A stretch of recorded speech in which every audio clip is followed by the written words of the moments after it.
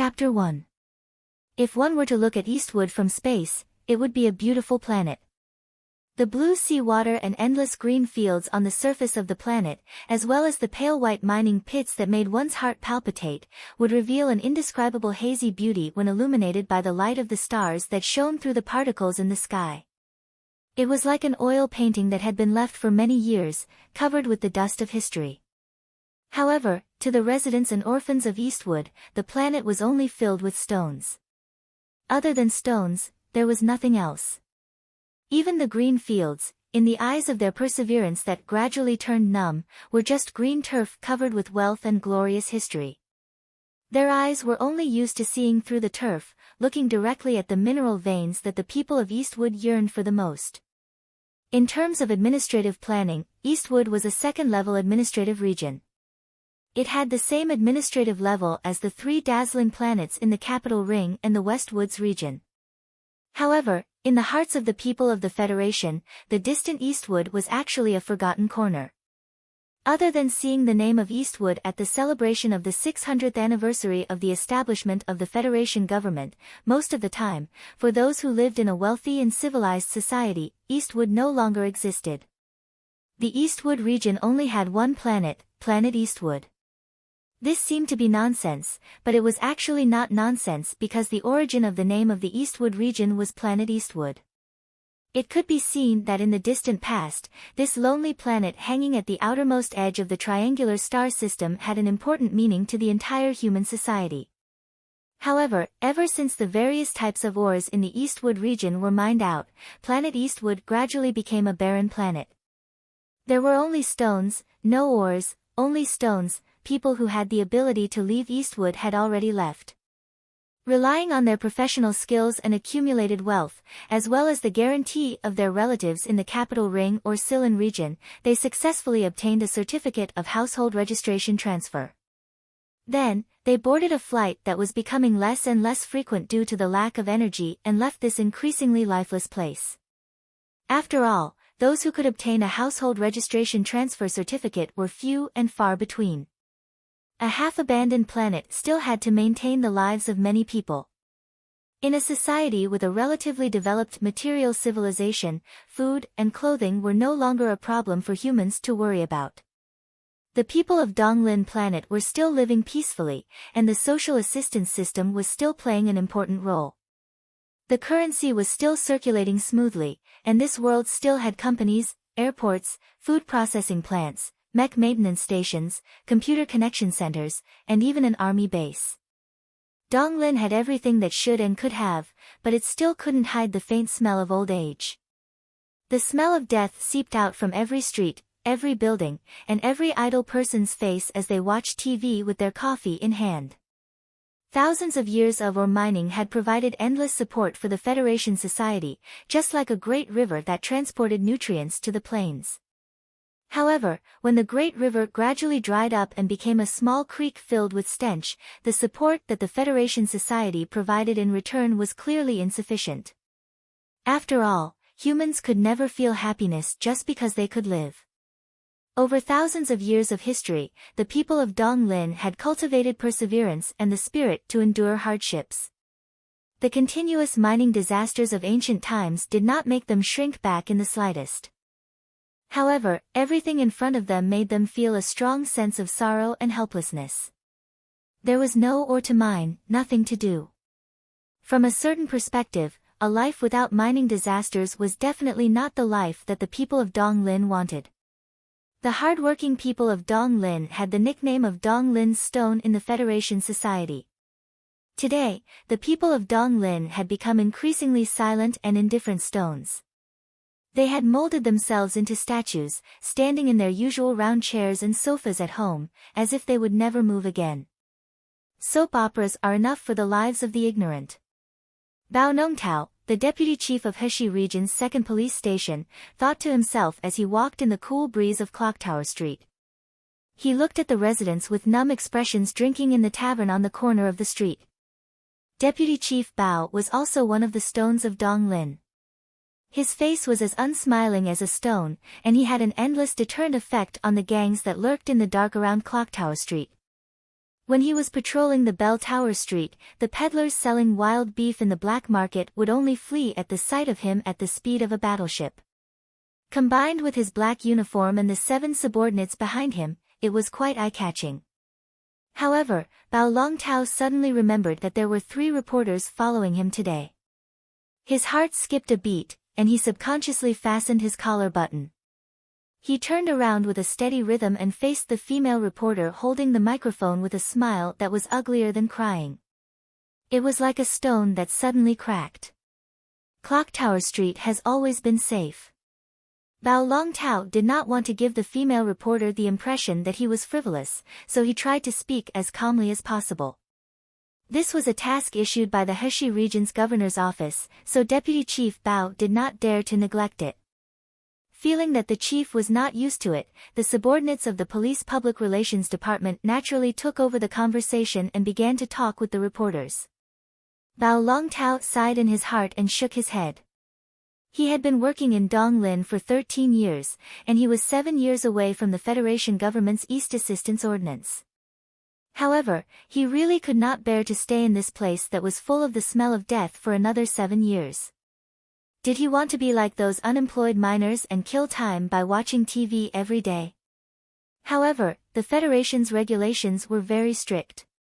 Although promotion in Donglin was exceptionally fast, they had to reach a certain number of years before they could be transferred back to the Capital Ring or the Westwoods region. Although Bao Longtao knew a few peripheral members of the big families, it was impossible for those cautious families to help a small chief like him. He could only work on his political achievements. Today, Deputy Chief Bao personally led the reporters to Clocktower Street because of this consideration. The trace of confusion on Deputy Chief Bao's face did not last long. It was filled with shock. He did not even hear the female reporter's curious question. His murderous gaze swept past the female reporter's shoulder and landed on the 4 exits of Clocktower Street. The reporters also noticed Deputy Chief Bao's loss of composure because Deputy Chief Bao's face was too ugly. It was ashen, like a stone in a river that had been covered in moss for decades, and could turn into some kind of terrifying monster at any time. The reporters followed Bao Longtao's gaze and immediately gasped in surprise. The female reporter, in particular, even covered her mouth and let out a soft cry. A cool breeze blew on the straight and quiet streets of Clocktower Street. At this moment, the sound of countless scattered footsteps could be heard. These footsteps were not uniform, nor did they sound like drumbeats, but they were so dense that it was impossible to tell how many people appeared at once. The next moment, the owners of these footsteps appeared on Clocktower Street. A large group of people rushed out from the 4 exits at the same time, quickly occupying most of the sidewalks and street entrances. Not only did the pedestrians on the street and a few police reporters change their expressions, but even the residents of Donglin who were addicted to coffee and alcohol looked out of the window in astonishment. To be more precise, it was a group of teenagers who rushed out from the 4 alleys. The oldest of these teenagers was only 15 or 16 years old, and some of them even had dirty patches on their faces. It was hard to tell if they were even 10 years old.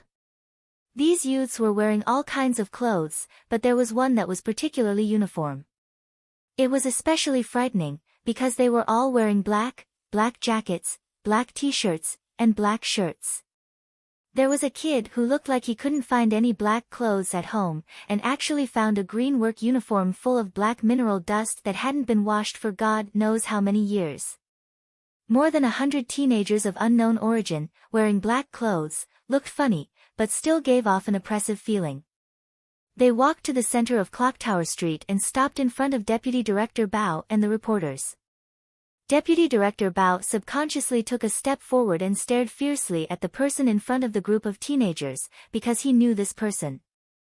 The female reporter subconsciously took a few steps back and carefully peeked at the teenagers. She did not know what these teenagers in black were doing here, and whether her safety could be guaranteed. "What are you doing here in broad daylight, not in school?" Deputy Director Bao sternly roared. Usually, when he roared, the gang leaders on Clocktower Street would piss their pants in fear. Who would have thought that these teenagers would show contempt on their faces at the same time and ignore him? The leading teenager clearly had a maturity that did not match his age. He opened his big eyes and looked at Bao Longtao without backing down, saying, "We have the right to petition." Petition? Hearing these two words, the female reporter, who was hiding behind Deputy Director Bao, suddenly became spirited. She stretched out her exquisitely made-up face and asked in a trembling voice, "What's your purpose?" The leading teenager did not immediately answer the reporter's question. Instead, he raised his fist. Suddenly, 7 or 8 slogans stretched out from the group of black-clothed teenagers, with large words written on them. They were very eye-catching. Resolutely oppose regional protectionism. Resolutely oppose TV signal control. We want to watch Channel 23 of the Federation. We want to watch Jian Shui'er. The youngest boy wiped the dirt off his face and shouted a few slogans with grief and indignation. However, his voice was too clear, and his face was too cute, so he looked very cute and funny. The female reporter thought that she had caught an excellent piece of news material, but when she saw the appeal on the slogans, she was immediately dumbfounded. She looked at Deputy Director Bao in confusion and asked, Who are these kids?" Deputy Director Bao was on the verge of exploding. He withdrew his gaze from the ridiculous slogans, gritted his teeth, and cursed in a low voice, "A bunch of bastard orphans." Chapter 2. Where there were people, there would not necessarily be gangs, but there would definitely be places where people gathered. This was a city. The largest city in Donglin was the capital of Heshi Province. In this city, other than the drunkards that were often seen, the most common people were small businessmen who engaged in illegal trade, the dark figures who vigilantly watched the patrolling police from the shadows, and orphans. Donglin was once the richest and most developed mining planet in the Federation. No matter what kind of civilization it was, the people who engaged in mining always had to take on more risks. Although the invention of the automatic crystal mine tunneling machine and the flawless computer coverage and control ensured the safety of the mining industry to a large extent, the complicated changes in the mineral veins inside the planet, as well as the geological changes that could not be predicted through calculation, still took the lives of many miners in the past thousands of years. The children of these miners became the outliers that wandered the streets of the cities in the eastern forest region. No father, no mother, no father, no mother. Different lives created different mentalities for these orphans. The Federation government fully covered their living and education expenses, but there was no way to prevent these children from playing truant every day. They were not of legal drinking age. Under the surveillance of the chip in their bodies, they could not drink like the miners to pass their days. They also could not engage in the black market trade. Although the government provided them with food, this life of being like a little pig without any light could not completely deplete the vigorous hormones in their bodies. Therefore, violence, imitating coldness, fighting for territory, all of these things came along. The bastard orphans that Deputy Bureau Chief Bao spoke of with a gloomy tone were precisely this group of people. This group of people was an incomparable headache for the governor's office and the police system. Although these young orphans still had a long way to go before they could successfully evolve into a gang, and a simple imitation wouldn't give them too much lethality, the sensitive identity of an orphan was really difficult to deal with. This was especially true after Donglin's mining industry gradually dried up. This group of orphans was basically formed because of the last mining disaster 10 years ago, and the impact that mining disaster had on Donglin. We want to see Jian Shui'er. Jian Shui'er. Police sirens kept ringing. Heshi State's second police station, which was responsible for the security of the Zhonglo Street area, received the angry order of the deputy director. They came as fast as they could and isolated more than 100 orphans in the middle of the street. However, in the face of the police with batons and shields, the black-clothed orphans of Clock Tower Street showed no signs of fear. The clamor continued, but the slogans written on the tattered tarpaulin were raised crookedly. Perhaps the children were tired. The funniest thing was that the youngest orphan seemed to be tired of shouting the slogan. He just kept repeating the 3 words, Jian Shui'er, Jian Shui'er, as if these 3 words had some kind of magical power, but they were powerless. Shout more seriously. The leader of the orphans was anxious. She stared with her clear eyes and pulled the little guy's ear. When the police surrounded Zhonglo Street, he felt a trace of fear, but, since Su Lu had said that there were reporters here today, that Bao guy wouldn't dare to do anything. Then, he wouldn't dare to do anything, right? When had Su Lu made the wrong judgment? At the thought of that name, the leader of the orphans immediately straightened his back and gathered his courage. The expression on his face also became more sorrowful and indignant. He shouted at the camera behind the police cordon, "We want to watch Channel 23. The 100 petitioning youths were simultaneously indignant.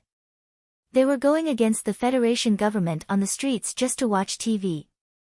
This was such a ridiculous scene. However, Bao Longtao didn't think this was a farce, nor did he think it was ridiculous. Because when he heard the name, Jian Shui'er, from Channel 23, he knew that this group of wild children was serious today.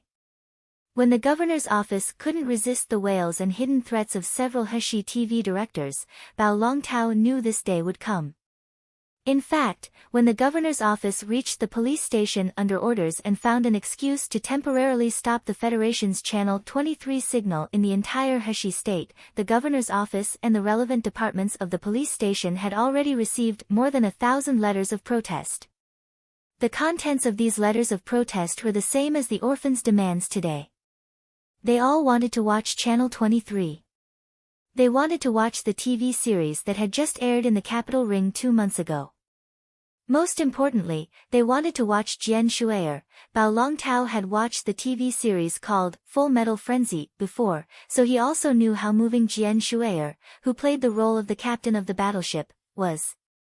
That delicate and cute little face that was like a painting, that head of light purple hair that was sometimes slightly messy and sometimes smooth, that petite body wearing the standard military uniform, and that childish expression when she squinted her eyes and tilted her head.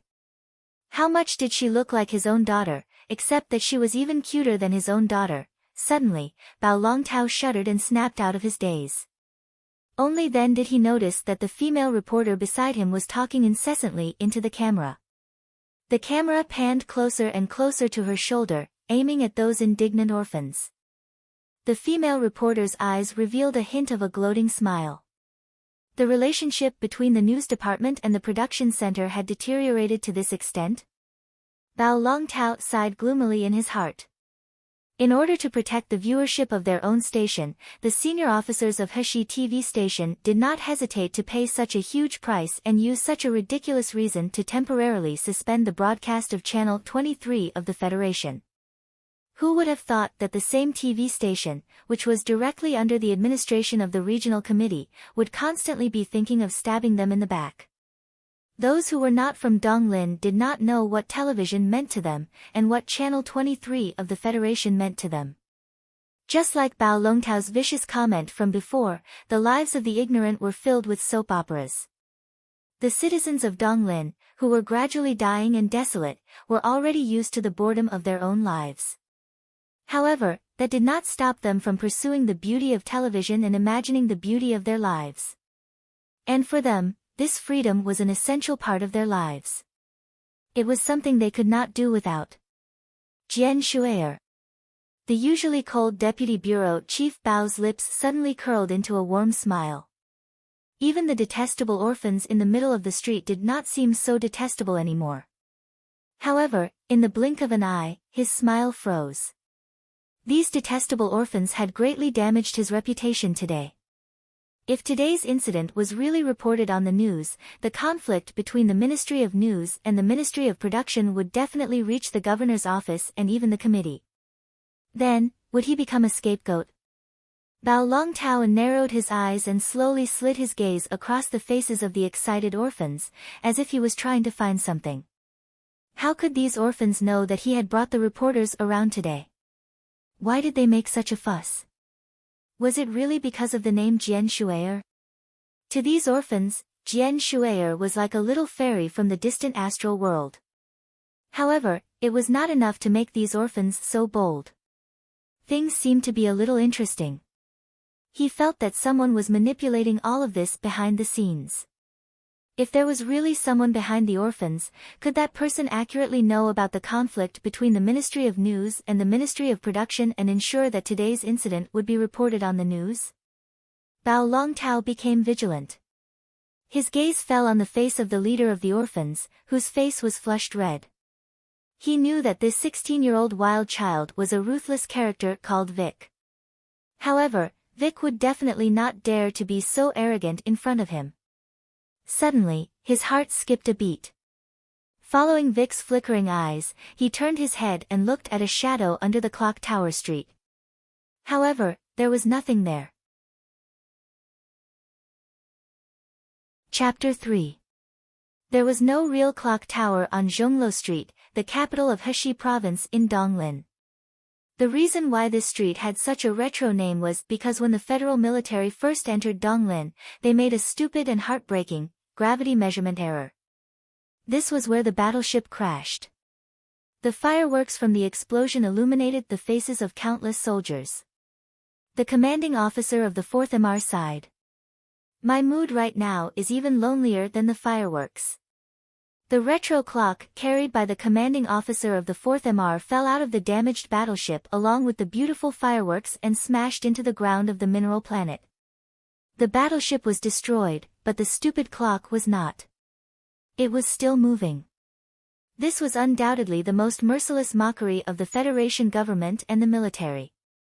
As it turned out, the sigh of the commanding officer of the 4th MR did not have a strong literary tone. The Federation Management Committee was extremely angry about this accident. They were so angry that they carried out a rectification campaign in the military. Many people were removed from their military positions. They also strictly ordered that the walking clock should be placed in its original place as a warning to all public servants. The commanding officer of the 4th MR was sent to the border defense area of the West Woods and lived in loneliness for the rest of his life. Countless years had passed. The stupid clock had long been corroded into pieces by the acid rain. No one knew where it was buried in the garbage dump of Donglin. However, the name of Zhonglo Street remained. There were no fireworks on Zhonglo Street today. It was not lonely either. Instead, it was different from usual. It was full of angry protests that could not help but laugh. Tattered slogans appeared and disappeared in the crowd. The excited residents of Donglin who drank too much coffee joined in. Drunkards who drank too much also joined in. Suddenly, the second police station's power to maintain order seemed to be stretched.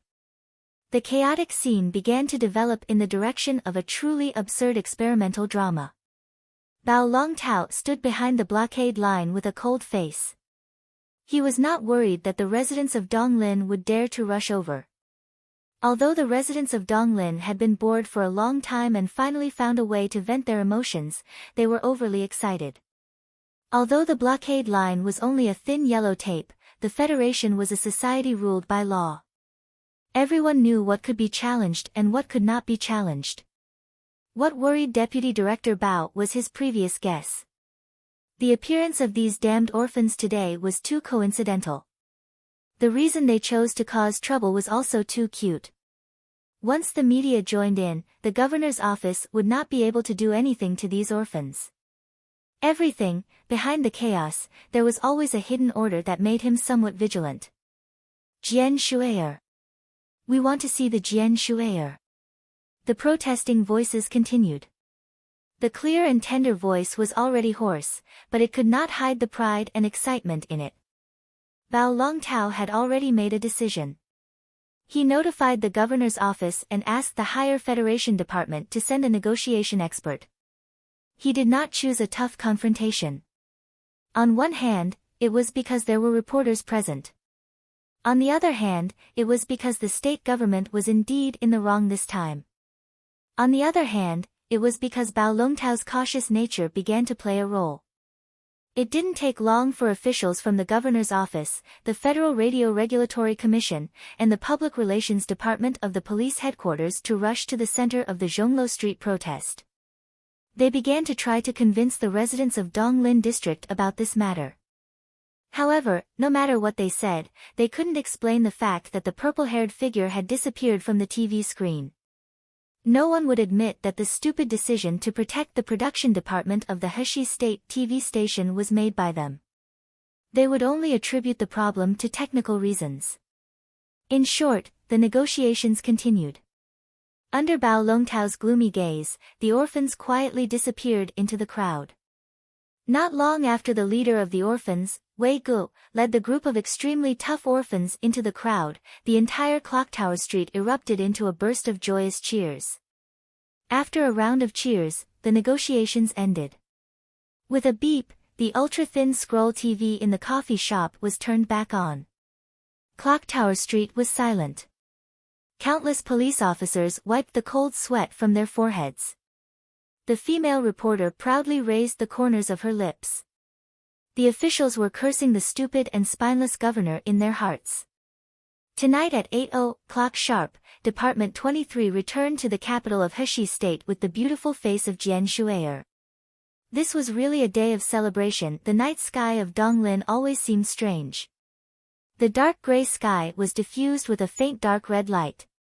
It looked a bit like the scene of the gates of hell that cultivators would never forget. However, for the people living on this planet, this scene had been seen for countless years. They were already used to it and would never give it a second glance. There were no stars in the sky. Only a few stubbornly twinkled, as if they were unwilling to accept that the starlight that they worked so hard to sprinkle on the land was ignored by the stone-like people of Donglin. Two figures, one big and one small, slipped into the shadows under the street lights.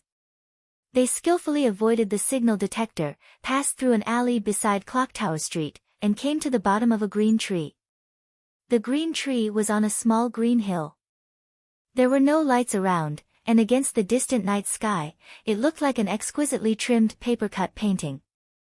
In the middle of the picture, there was a person sitting under the green tree. Judging from the figure, it should be a young man. He sat cross-legged, and the faint glow from the object on his lap outlined his lonely figure. Brother Lu, why is he always alone? Of the two figures who came to the bottom of the green hill, the smaller one spoke slowly, but his voice was still a little hoarse. It was obviously caused by Jian Shuier, who shouted the slogan thousands of times in the afternoon.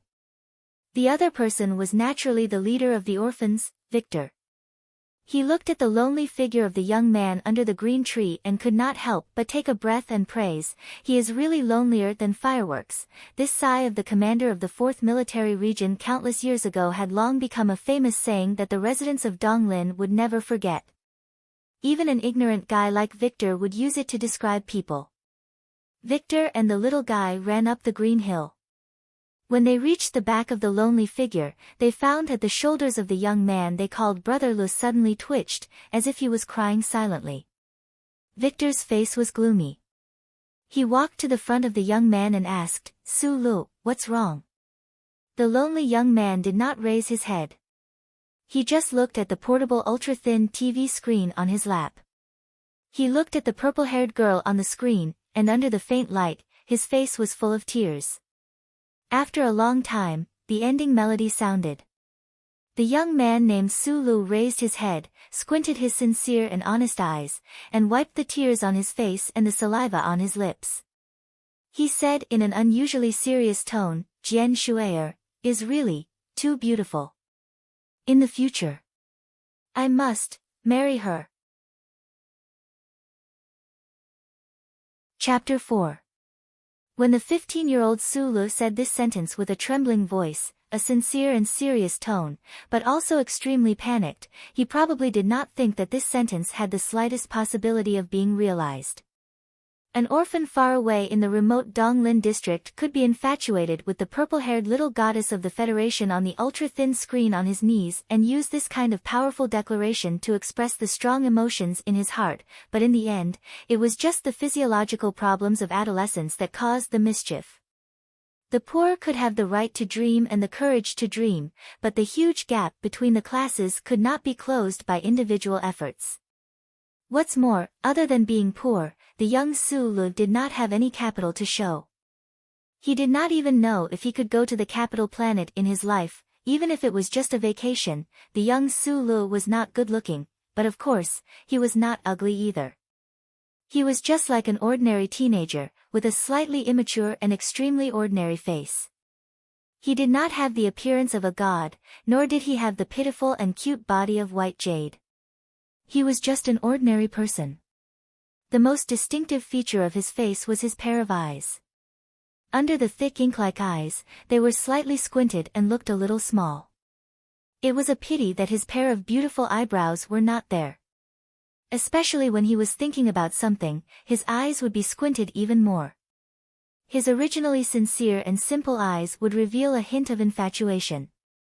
Of course, if someone could look into the deepest part of his eyes, they would definitely see a bit of the rock-like determination and certainty that was unique to the people of Donglin district behind the infatuation.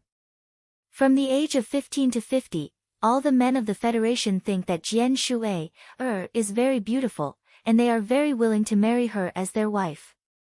Under the pale green tree, Vic gently patted Su Li's slightly thin shoulder with his hand and said with great sympathy, including me. It's just that I'm thin-skinned and can't say it out loud. You are indeed more shameless. I think so too. The little guy who had been following Brother Wei secretly glanced at Su Lu, only to find that Brother Li's eyes were still fixed on the light of the ultra-thin crystal screen. Then, he mustered up his courage and said, Brother Lu, don't worry, Brother Lu. Su Lu slowly raised his head, looked at the little guy, and said with a smile, Changzi, you are only 10 years old. What do you know? After saying this, Su Lu stood up and leaned back against the trunk of the tree. He gently pressed the ultra-thin crystal screen, and an extremely moving sliding sound could be heard. The entire crystal screen retracted into a thin round shaft. He gently caressed the smooth metal surface of the round shaft. His eyebrows revealed a trace of heartache as he said, this is a high-quality imitation of an N98. It's worth at least $4,000 on the market. You're lucky. Li Wei, this thing is for you, but if you want to repair it in the future, I'll have to charge you. Don't pretend to be a woman. Li Wei angrily scratched the light blonde curly hair on his head. He snatched the crystal screen and said, didn't you see Bao Longtao's face today? More than 100 of us took such a huge risk. Isn't this crappy television worth it? Su Lu chuckled and didn't argue anymore. He patted Li Wei's shoulder and said, same old rules. If there is anything in the future, I will come and trouble you. Li Wei didn't answer immediately. Instead, he looked at Su Li's ordinary face with some confusion. After looking for a long time, he couldn't help but ask, where have you been for the past 2 years? Why do you always hide from us? I know you don't like us hanging out on the streets and are afraid that we will walk the underworld in the future. But the school has always been open to us. To be honest, in the past 10 years, the government has been good to us. Su Lu helplessly sighed and said, we have lost a lot of homework in school. Who can keep up with it? Li Wei didn't expect to be able to convince him. He angrily scolded and said, I'm just afraid that you will become autistic in the future. Hearing this, Su Lu laughed until his eyes narrowed, as if he had heard the funniest joke in the world. However, he didn't continue the topic. Aren't you going to try this thing? It was very clear that the 10-year-old little fellow did not understand the conversation between the two youths. It was clearly a very beautiful, very expensive, and very good round crystal display. Previously, the reception of the television signal under the tree was also very good. What else was there to try? However, after hearing this sentence, Li Wei's face became serious. His right hand held the thin metal shaft and his thumb carefully pushed a small piece of metal that was hard to find, chi-chi. A strange sound came from under the tree. A faint blue arc of electricity shot out from the front of the thin metal shaft like a beautiful line that could steal one's soul. It ionized the air and circled around the tree for about half a meter before returning to the tip of the shaft. As soon as the blue arc of electricity appeared, the kid was so scared that he immediately squatted on the ground and hugged his head. It was obvious that the orphans on the street had been bullied by this kind of weapon in the past. Li Wei's face was also slightly pale. He looked at Su Lu in a daze and asked in a trembling voice, "So powerful? Can this still be called a stun baton? It only looks scary. The impact is less than half of the military standard. The main thing is that it took a lot of effort to modify it." Su Lu frowned and said, "This thing can only be used in a fight with the hooligans on the street. If you let the people from the second department see this, it will be terrible." Li Wei hugged the round shaft in his arms and looked at Su Lu in disbelief. He said, "I thought it would at most create a spark. You are too damn talented." At this time, Xiao Cheng finally got up from the ground. He looked at Su Li's figure under the tree as if he was looking at an angel. Although they were orphans and didn't have much education, they still knew what kind of ability was needed to modify the most beautiful TV screen on the market into such a powerful stun baton. "Hee, I'm a genius." Su Lu raised his thick black eyebrows, but he didn't show any sense of frivolity. Instead, he seemed to be very sincere and honest. Li Wei finally looked into his eyes seriously and asked, "Su Lu, you must have spent a lot of money to make this thing. Don't tell me, you really did it just to see Jian Shui'er?" Su Lu said in an even more serious tone, "Of course." Li Wei had the urge to hit him, but in the end, he only cursed, "You idiot." Watching the two figures, one big and one small, disappear into the dark night at the edge of the city, Su Lu felt relieved. He lifted the hood of his casual shirt and covered his face in the darkness. Only then did he go down the green hill and leave the green tree. Using another road, he headed toward another residential area in the capital of Heshi province. However, the young man's journey home today wasn't smooth. He was stopped under the streetlight at the entrance of Roland Street. "This hood can't cover your face. I think we met 4 years ago." Bao Longtao, the deputy chief of Heshi province's second police station, looked particularly gloomy and scary under the streetlight. He looked at the young man in front of him who was shorter than him by 2 heads and the hood that covered the young man's face and said coldly. Chapter 5. Su Lu is willing to meet you because your mother took care of him for 2 years after the mining accident. He's grateful. But you have to know that he's someone who doesn't like to get into trouble. Some words should be left to rot in his stomach. Li Wei, who had already returned to the apartment on Clocktower Street, glared at Xiao Cheng. He was a little worried. After all, this little guy was only a 10-year-old child.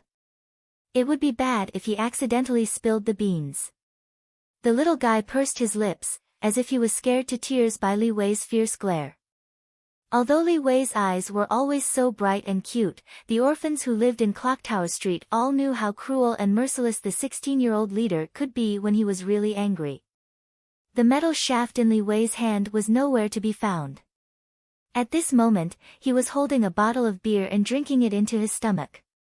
He sat under the street lamp and hummed a little tune, looking quite pleased with himself. The little guy looked at him timidly.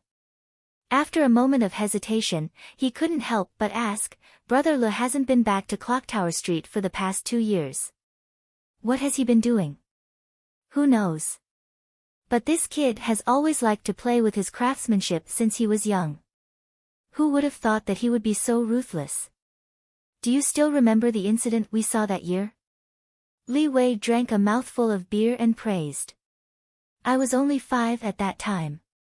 I've long forgotten." The little guy licked his lips and looked at the beer in Li Wei's hand curiously. The orphans lived a worry-free life in Donglin district. It was just that it was difficult to find alcohol. The alcohol on the black market was too expensive. "Yeah, I was only 11 at that time, and Su Lu was only 10. Li Wei threw the beer bottle into the garbage pile under the street lamp not far away. He took a deep breath, and the youth's slightly immature face became numb. "If it wasn't for that incident 10 years ago, I'm afraid we would still be in school. Maybe we would have already obtained a professional certificate and gone to Heshi University, or even to the capital planet as exchange students."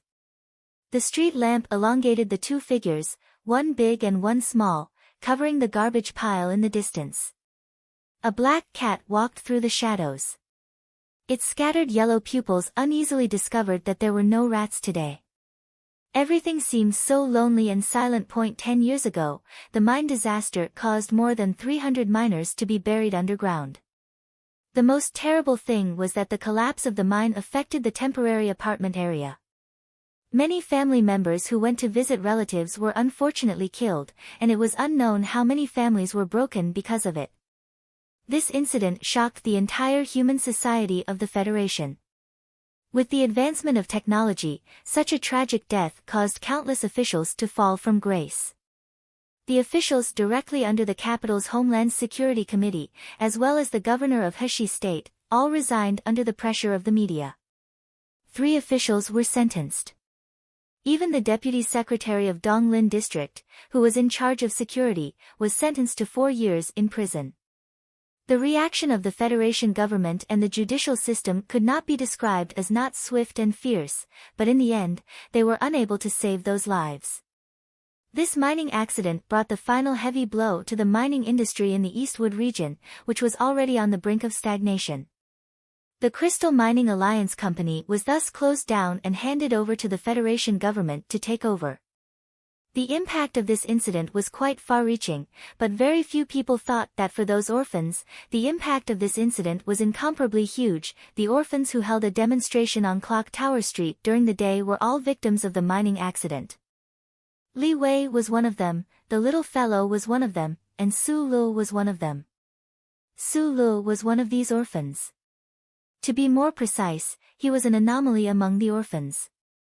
During those years, he had never cast any envious glances at the seemingly glamorous gang leaders. He only liked to watch others repair electrical appliances in the grocery store on the corner of the street. He did not appear to be burly or powerful, sinister, ruthless, and callous. On the contrary, he always had a smile on his face. No matter how difficult the situation was, it seemed that he could not be the slightest bit annoyed. But what was very strange was that none of those aggressive orphans dared to provoke him. Vaguely, the orphans on the 3 streets even somewhat respected him. A large part of this respect came from the respect Li Wei had for Su Lu from the bottom of his heart. 5 years ago, due to a coincidental attack by the government, a gang hidden in the shadows was forced to enter the alley behind Clock Tower Street that was occupied by the orphans. They used their cold-bloodedness and strength to successfully take over this area that had been abandoned for a long time. In a short 2 hours, 3 of the oldest and most courageous orphans died in this purge. The usually arrogant orphans, before they successfully evolved into those dark forces, were actually just a bunch of little lions with a false appearance. Su Lu, who had not participated in any gang activities, disappeared that day. Then, the police force and military support that had been unable to enter the lower district of Heshi capital suddenly entered a large piece of land behind Clock Tower Street through an underground pipeline. Many people died, and the orphans returned to their own places. The 3 dead orphans' deaths were also avenged. But no one knew that on that cold and rainy night, Su Lu, who had always been a dull but cheerful person, used an abandoned hydraulic pipe on the elbow of a mecha to kill the last leader of the gang who had escaped. Other than Li Wei and the little fellow who were trembling in the mezzanine of the abandoned factory cafeteria. That year, Li Wei was 11 years old, the little fellow was 5, and Su Lu had just turned 10. 4 years ago. Su Lu, whose face was hidden in the hood of his coat, repeated the middle-aged man's words. He laughed happily, confirming that the other party was lying to him and not knowing the most terrifying memory in his heart. 4 years ago, I was participating in the school entrance exam organized by the State Education Office. Deputy Bureau Chief Bao looked coldly at the young man in front of him. He knew that the young man was definitely related to the farce that happened this afternoon. However, he could not confirm his judgment. How could a young man know about the internal arrangements of the police station? How could he know about the conflicts between the upper echelons? I need to know who's behind you. Bao Longtao thought that his cold tone was just right, and his question was also very accurate. Of course, he did not think that the orphans in the clock tower street did not know who he was. However, when Sulu heard the question, he could not help but lower his head and smile bitterly. He shrugged, as if he could not see the middle-aged man who was staring at him like a black dog. He walked under the bright street lights and prepared to go home and sleep. Bao Longtao's hand gripped the baton in his hand. The young man, Sulu, raised a slender and steady finger. He pointed at the dark corner behind the street lights and said, "There are a total of 5 electronic surveillance cameras here. You belong to the police system, not the judge, and definitely not the management committee. You have no way of deleting the footage, so I advise you not to try to do anything to me. If you have anything to say, please go and get proof. I will cooperate with the investigation." A trace of coldness flashed in Deputy Bureau Chief Bao's eyes, and his body stiffened. After a while, he said, "I want to read your microchip." Sulu turned around, still not taking off his hat, and said sincerely, "The Deputy Bureau Chief of the 2nd Police Station will be scolded by the governor tomorrow. He might even be on the news because of today's demonstration. Who would believe that he would be in the mood to personally check on a harmless young man in the wee hours of the morning?" The hand that had been pointing at the electronic surveillance cameras in the dark slowly shook in the quiet night. Sulu lowered his head and said sincerely, "I'm a good person. Believe me, everything I said was for your sake." Bao Longtao suddenly felt that this unknown young man's calmness and sincerity were somewhat frightening. The suspicion in his eyes grew stronger and stronger, and his grip on the baton tightened. Chapter 6. Bao Longtao hadn't seen clearly what had happened under the tree, but that didn't stop him from being wary of the hooded youth in front of him. He took 2 steps forward, lowered his head, and whispered into Su Li's ear through the hood, "Maybe I shouldn't ask you. I should ask Li Wei." A Federation official dealing with the forces in the dark was like a zookeeper dealing with disobedient animals. Whether it was a whip or fresh meat, there were countless ways to deal with them. Bao Longtao said Li Wei's name as a threat to Sulu. Even if he didn't do it himself, Sulu shouldn't expect to hide his identity. However, Sulu wasn't worried about this. In his opinion, Li Wei and the other orphans had plenty of ways to survive. He discreetly avoided Deputy Director Bao's affectionate behavior, lowered his head, and humbly walked into the darkness. Bao Longtao let go of the baton in his hand and shouted at the youth's back, "If there is a chance, we will meet again." The two met again for a very short time. It was so short that it was hair-raising, so short that it felt absurd. In the darkness of the Green Garden District's side entrance, Sulu raised his head in surprise. His bright eyes narrowed into crescents as he looked at Bao Longtao in disbelief. Bao Longtao was leaning against the wall to show that he had the ability to control everything. Sulu seemed to be surprised at how this person could follow him to such a remote place without him noticing. "I said we would meet again. And I'm very satisfied that this meeting place doesn't have any surveillance equipment or blind passers-by to disturb our communication." Deputy Director Bao walked out of the darkness in his black police uniform. He had a gloomy and proud smile on his face. He had already pulled out the baton at his waist, and the diamond-shaped metal tip flashed with a frightening blue arc. Although it was weak, it was full of power. Not giving Sulu a chance to escape, and not letting Sulu confess ahead of time, Bao Longtao habitually prepared to electrocute this young man to the ground, using the sudden pain to soften his mind and force him to reveal the name of the person behind the scenes who was able to invade the police station's internal program and use Heshi province's upper class to fight. Just as the tip of the baton was about to hit Su Li's waist, Deputy Bureau Chief Bao suddenly felt a sudden pain. A huge electric current instantly occupied his entire body, causing him to convulse in pain and discomfort. He trembled incessantly and collapsed to the ground as if he was having an epileptic seizure. White foam began to form at the corner of his mouth. There was a faint burnt smell in the air, but there were some traces of electric current burning on the wall. After confirming that Bao Longtao no longer had the strength to resist, Sulu carefully put the stun baton back into his pocket. The stun baton was only the length of a finger, but the electric current it emitted was far more powerful than the one given to Li Wei, not to mention the one in Bao Longtao's hand. Bao Longtao pretended to let him go, but in reality, he wanted to cruelly extort a confession from him in a dark corner. He probably didn't expect that this thin and weak young man would be able to knock him out so easily. Su Lu walked to Bao Longtao's side, squatted down, and checked his condition.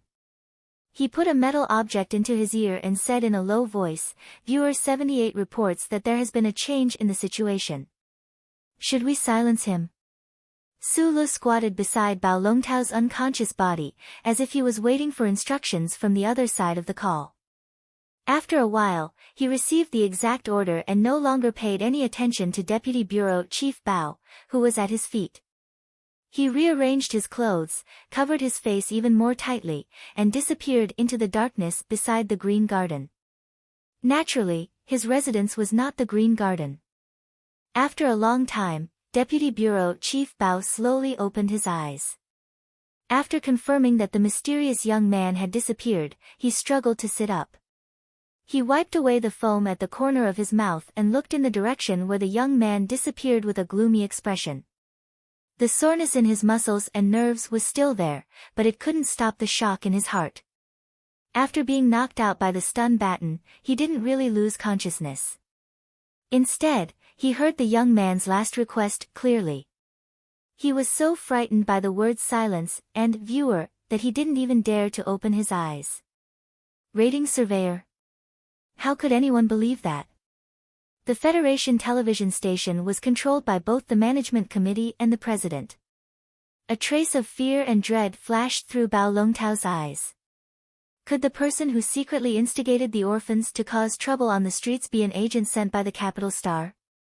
Especially when Su Lu silently extended the stun baton at the end, Bao Longtao's judgment was strengthened.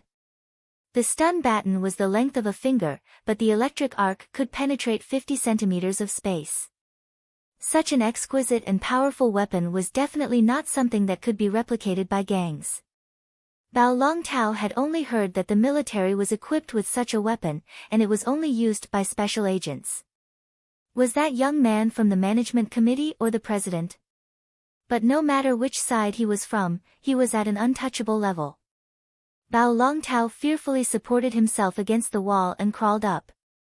He knew that he had made a big mistake today, and this matter could never be touched again. Hot water gurgled from the faucet.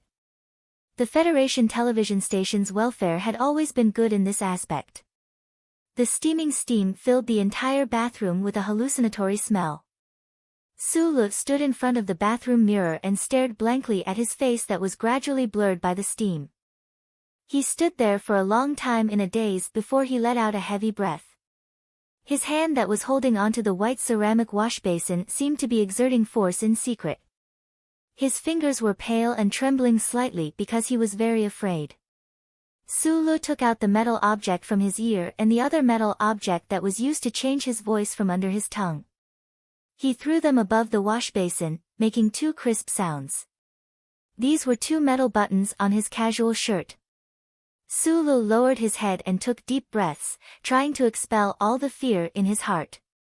Using two metal buttons to deceive Bao Longtao, who was feared by countless orphans, he did not feel the slightest sense of accomplishment. If not for the fact that he was worried that Bao Longtao would do something to him, he definitely would not have done such a thing. He was not a special agent, nor did he have the slightest relationship with those big shots in the distant capital ring.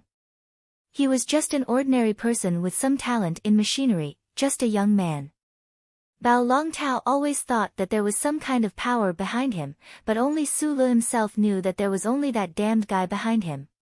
If not for that guy crying and begging him, he would not have let himself and the orphans fall into such a ridiculous situation.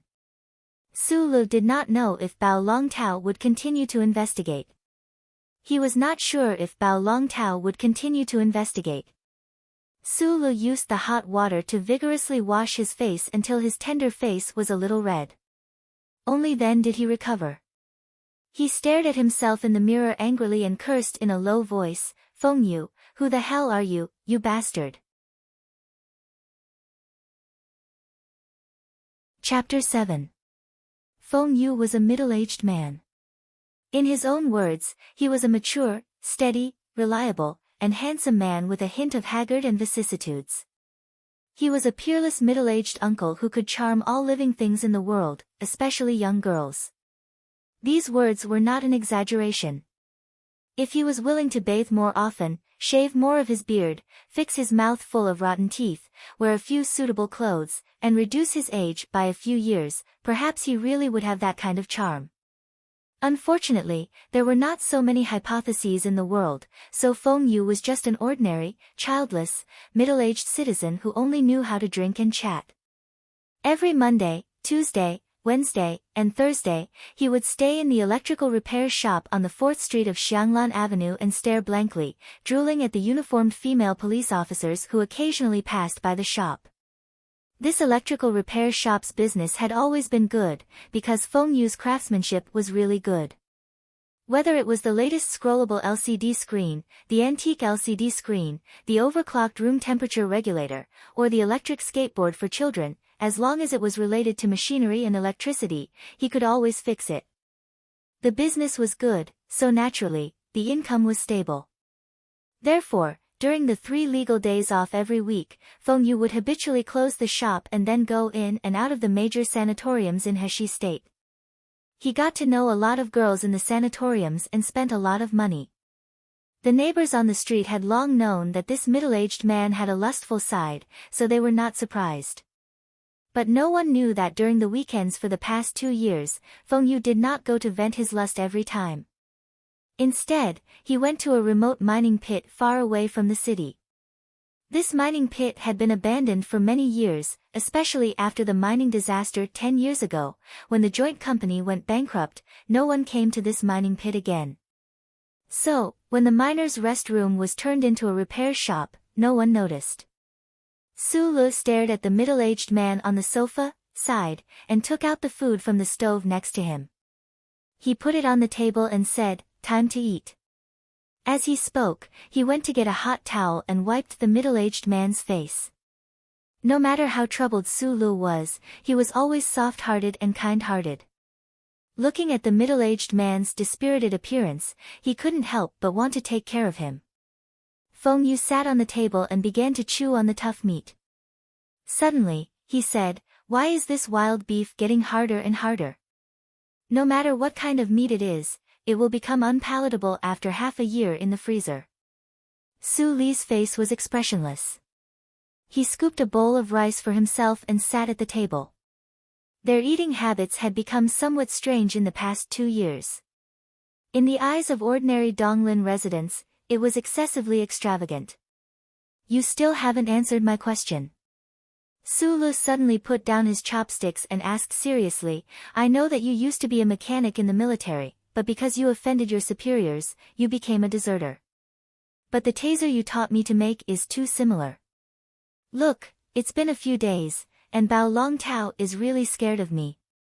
He doesn't even dare to ask who Li Wei is. 2 years ago, I told you that I'm a person with a story." Uncle Feng Yu obviously didn't care about the vomiting effect of his words. He leisurely said, "With my position in the military and the information I had access to at the secret level, let alone a taser, even if it was a standard bore cannon, as long as you have the materials, I can make it for you." Su Lu had heard this kind of talk many times, so naturally he didn't have any reaction. He said helplessly, "Don't brag. Last time, you picked up a mecha central control system with great difficulty in the junkyard. In the end, you looked at it for 5 days and 5 nights, but you didn't dare to repair it." Feng Yu's face turned green. After coughing twice, he reprimanded seriously, "That was an antique from the 4th Military Region. Who the fuck would look at something from hundreds of years ago? Of course I have to look at it with appreciation. But other than a taser, what else do you know how to do?" Su Lu said dejectedly, "It's been 2 years, and all I've learned from you is how to repair TVs, freezers, toys, cars. In another 2 years, the Ministry of Defense's military recruitment exam will start. I haven't even seen a mecha or a battleship before, so how can I pass?" Feng Yu lowered his head and chewed on his meat. He scolded, "You haven't even finished 12 years of compulsory education, and you didn't even graduate from a military academy. How can you pass? The Ministry of Defense is also recruiting cannon fodder soldiers. Do you want to try? Absolutely every Marine Corps wants you." Sulu was stunned for a moment, then said very seriously, "Pass the military recruitment exam, and you'll be a mecha repair soldier. You'll have a higher starting point." Feng Yu raised his head and looked at the familiar young man in disbelief. He lamented, "You still haven't given up on your shameful dream? Why is a dream shameful?" Su Li's face showed a trace of persistence. "My first dream in life is to become a battleship auxiliary officer, and my second dream is to enter the research and development department of a large company in the capital ring and live a good life there. The West Woods is still at war with the Empire." Feng Yu's voice suddenly sounded somewhat calm. "Forget your first dream. As for your second dream, it's actually not that difficult." The two of them ate quickly.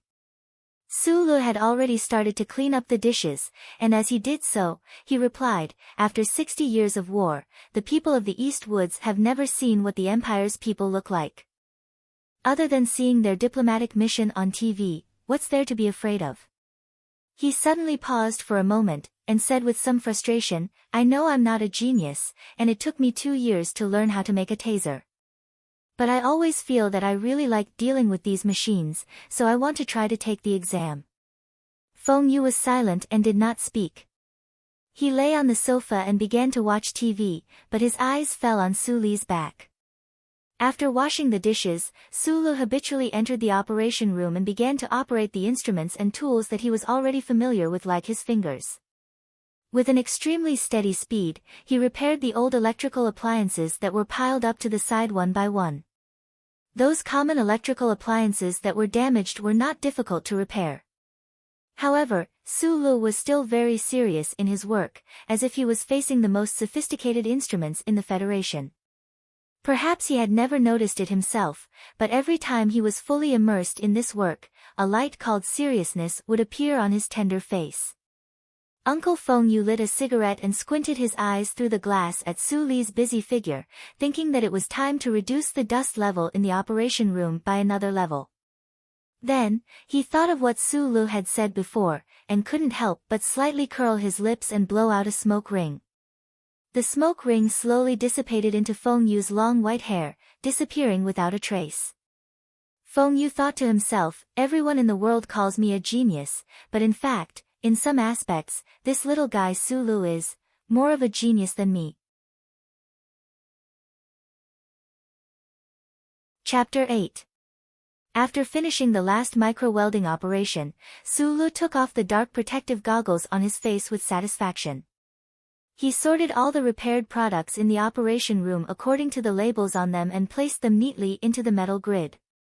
He pressed a button and moved them out of the operation room.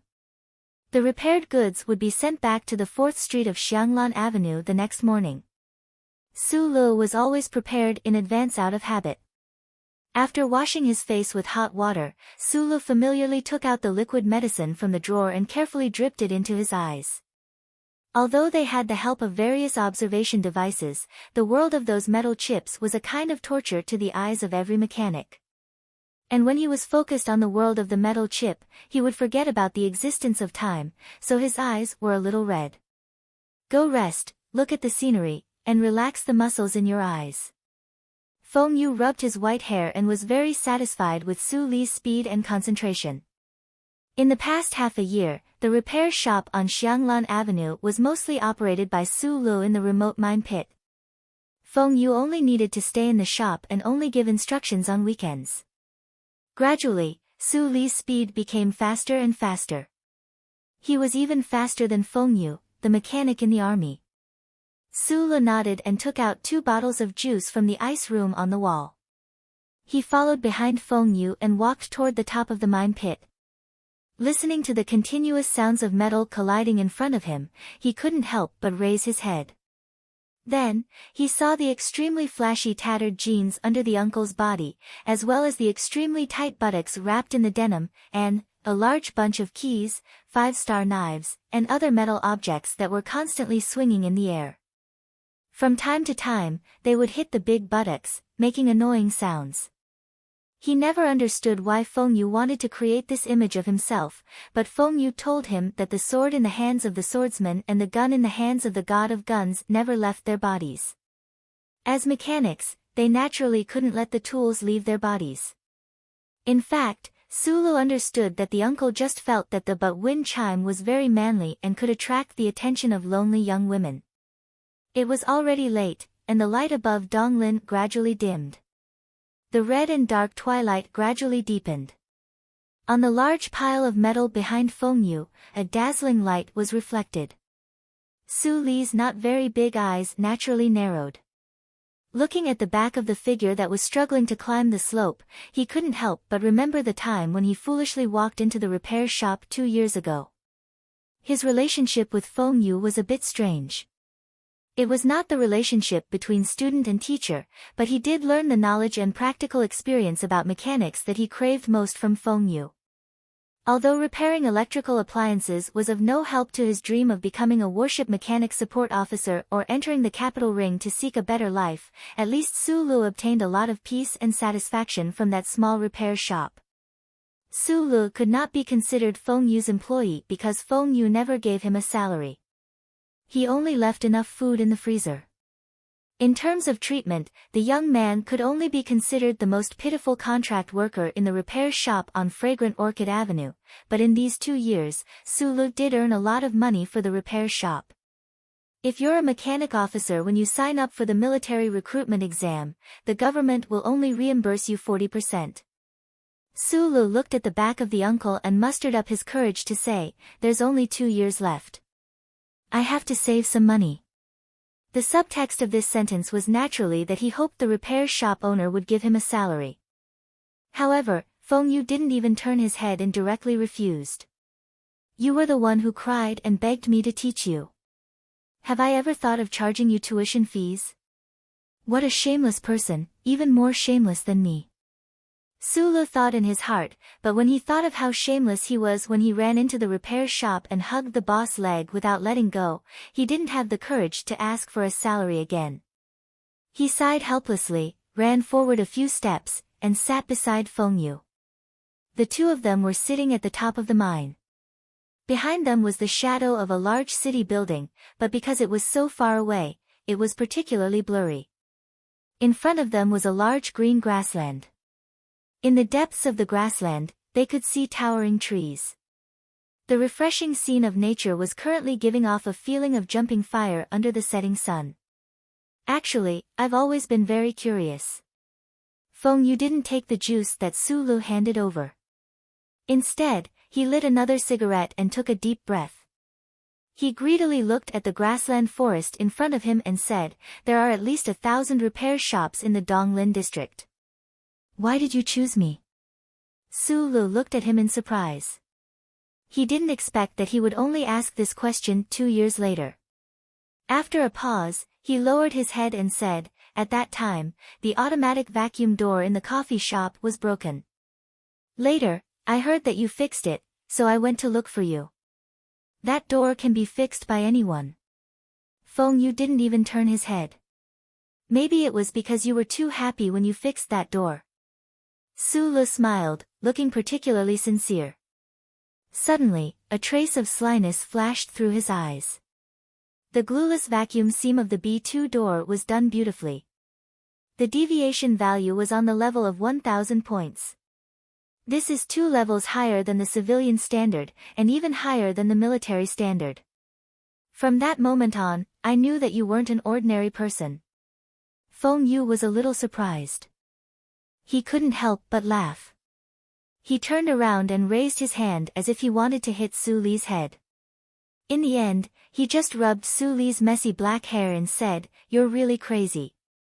Who would think of measuring that thing? Probably intuition." Su Li laughed happily. "I just felt that there was something strange about that door. At that time, I happened to have some money on hand, so I went to buy a fixed light classifier.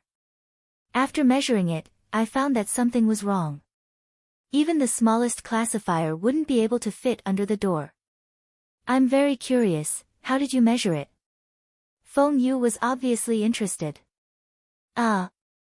Su Lu was embarrassed for a moment. After a moment of silence, he said, I asked Li Wei to help me take down the door of the coffee shop in the middle of the night. Of course, that night, we put it back. I'm not a thief. Feng Yu couldn't help but laugh and asked, but I installed an anti-theft device on the door, the one hidden in the laminated glass. Su Lu lowered his head and answered shamelessly, I discovered it immediately. I also removed it. Feng Yu suddenly became silent. He quietly looked at the young man beside him and didn't speak for a long time. 2 years ago, Su Lu was just a self-taught student who memorized various processes and standards in the library. Unexpectedly, he was able to remove the anti-theft device that he installed himself. It seems that the previous judgment on the sofa was not wrong. At this time, a few majestic bison, cloaked in the light of dusk, slowly wandered out of the forest and headed in the direction of the mine. Su Lu and Feng Yu both stopped all thoughts and actions at the same time. They just stared at the bison in a daze. Their eyes emitted a kind of greedy gaze. Uncle, we haven't eaten fresh beef in half a year.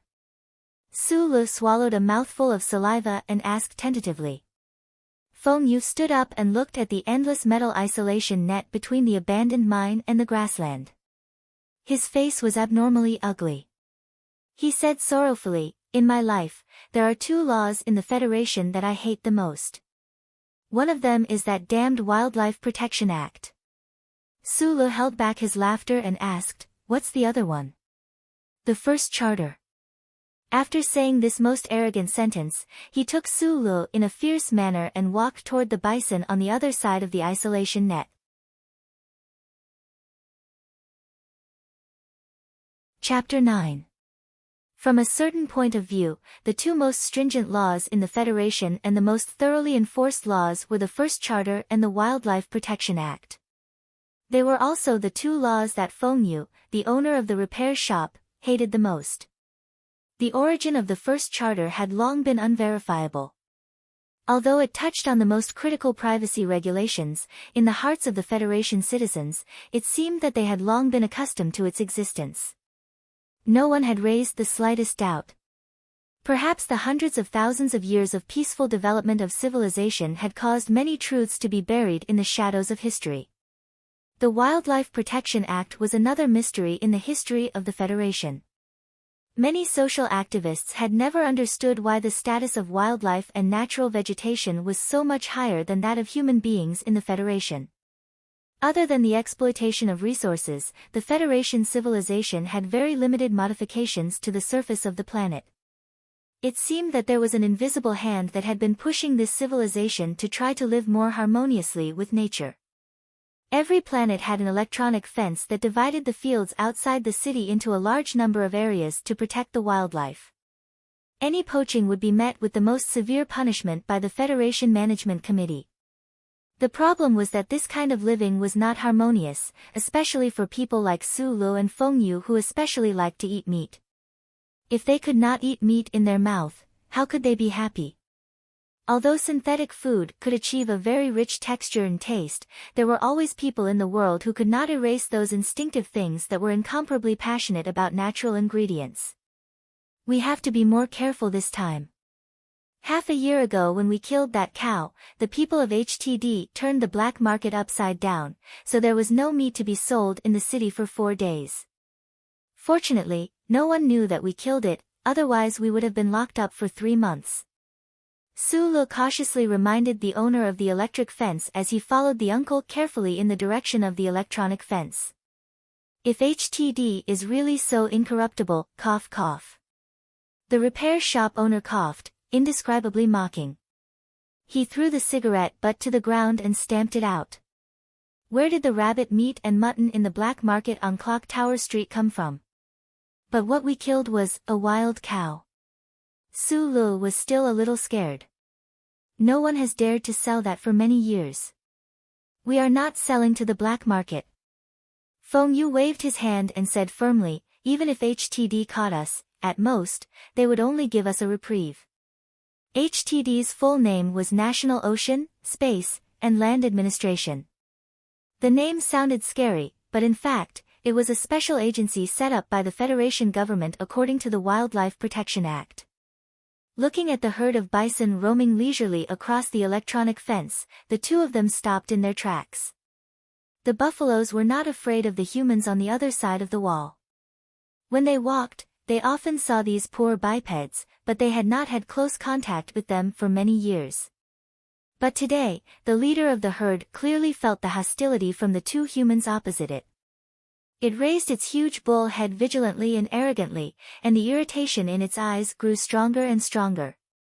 Sulu was still a little worried, but when he saw the provocative look of the wild cow, he couldn't help but get angry. He thought to himself, "I just want to eat your meat. Do you have to look down on me like this?" With a few moos, Feng Yu imitated the sound of the wild cow and roared a few times toward the electronic wall. The leader of the herd of wild cows was immediately enraged and rushed toward the electronic wall. Then Feng Yu and Su Lu quickly ran along the wall until they led the wild cow to a small hill far away from the mine. Su Lu ran while gasping for breath. He admired the somewhat clumsy figure in front of him to the extreme. He thought to himself, "Boss is really a wonderful person. He can even provoke a wild cow. No wonder when I first met him, I was so angry that I couldn't even eat." At the bottom of the hill, Feng Yu spat out 2 mouthfuls of saliva and stood on the side of the electronic wall with his hands on his hips. He looked at the exhausted wild cow on the opposite side. He stared at the other side's hooves and 2 sharp horns that were digging in the ground. He gasped and said, "Don't be afraid. These cows have been locked up for hundreds of thousands of years. They have learned long ago. They don't dare to hit this wall." Sulu held the wall and nodded weakly. The electronic wall on the planet was made of a special kind of steel. It was equipped with a chip management system. Once it was under too much force, it would automatically eject an electric current. God knows how many years had passed, but the electronic wall was not afraid of wind and rain. There was no rust or traces of being hit. One could imagine how strong it was. "Old rules, you kill the cows, I'll keep watch," Uncle Feng Yu said matter-of-factly. Ah. Sulu had already accepted his fate. He walked to the bottom of the electronic wall dejectedly. He subconsciously touched the chip behind his neck. He wondered if the electronic surveillance network here would notice a small signal jump. After all, he had climbed over the electronic wall 3 times, so Sulu was not as worried as the average criminal. He took a deep breath and spat 2 mouthfuls of saliva on his palm. He instantly turned into a monkey and used an extremely fast speed and extremely flexible and gentle technique to climb over the wall. Not bad. Feng Yu sat on the hill and smiled as he watched this scene. He thought to himself, if the chief examiner of the National Defense Admissions Examination is not blind, he will definitely be able to see the strength of this young man. And if the people of the Federation knew that someone could directly climb over the electronic wall that was called the Wailing Wall by the black market traffickers without going through the electronic decoding, they would be shocked speechless. The electronic surveillance of the Federation was everywhere. Why was it that when this young man clearly crossed the border, the chip in his neck did not send out a pulse and the surveillance system did not respond? Sulu did not know that his familiar jump was a destructive step for the First Charter and for the Federation Society. He also did not notice that in the hands of the military deserter and the repair shop owner, there was a small device that continuously emitted a light blue radiance. It completely enveloped the two of them and the raging bull.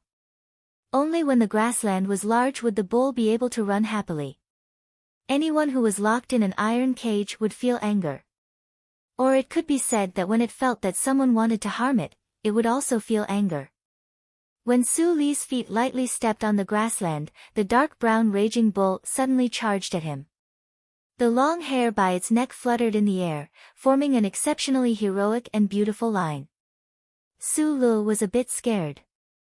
His face was a bit pale, but he remained calm. When the bull's sharp horns were a meter away from him, he twisted his left ankle and his entire body fell to the side.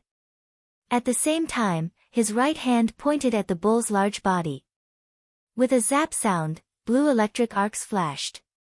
The bull had no way of resisting the inertia. The instant it brushed past Su Lu, it was directly struck by the small but powerful military stun baton. With a boom sound, the bull fell onto the grassland, stirring up some dust and bits of grass.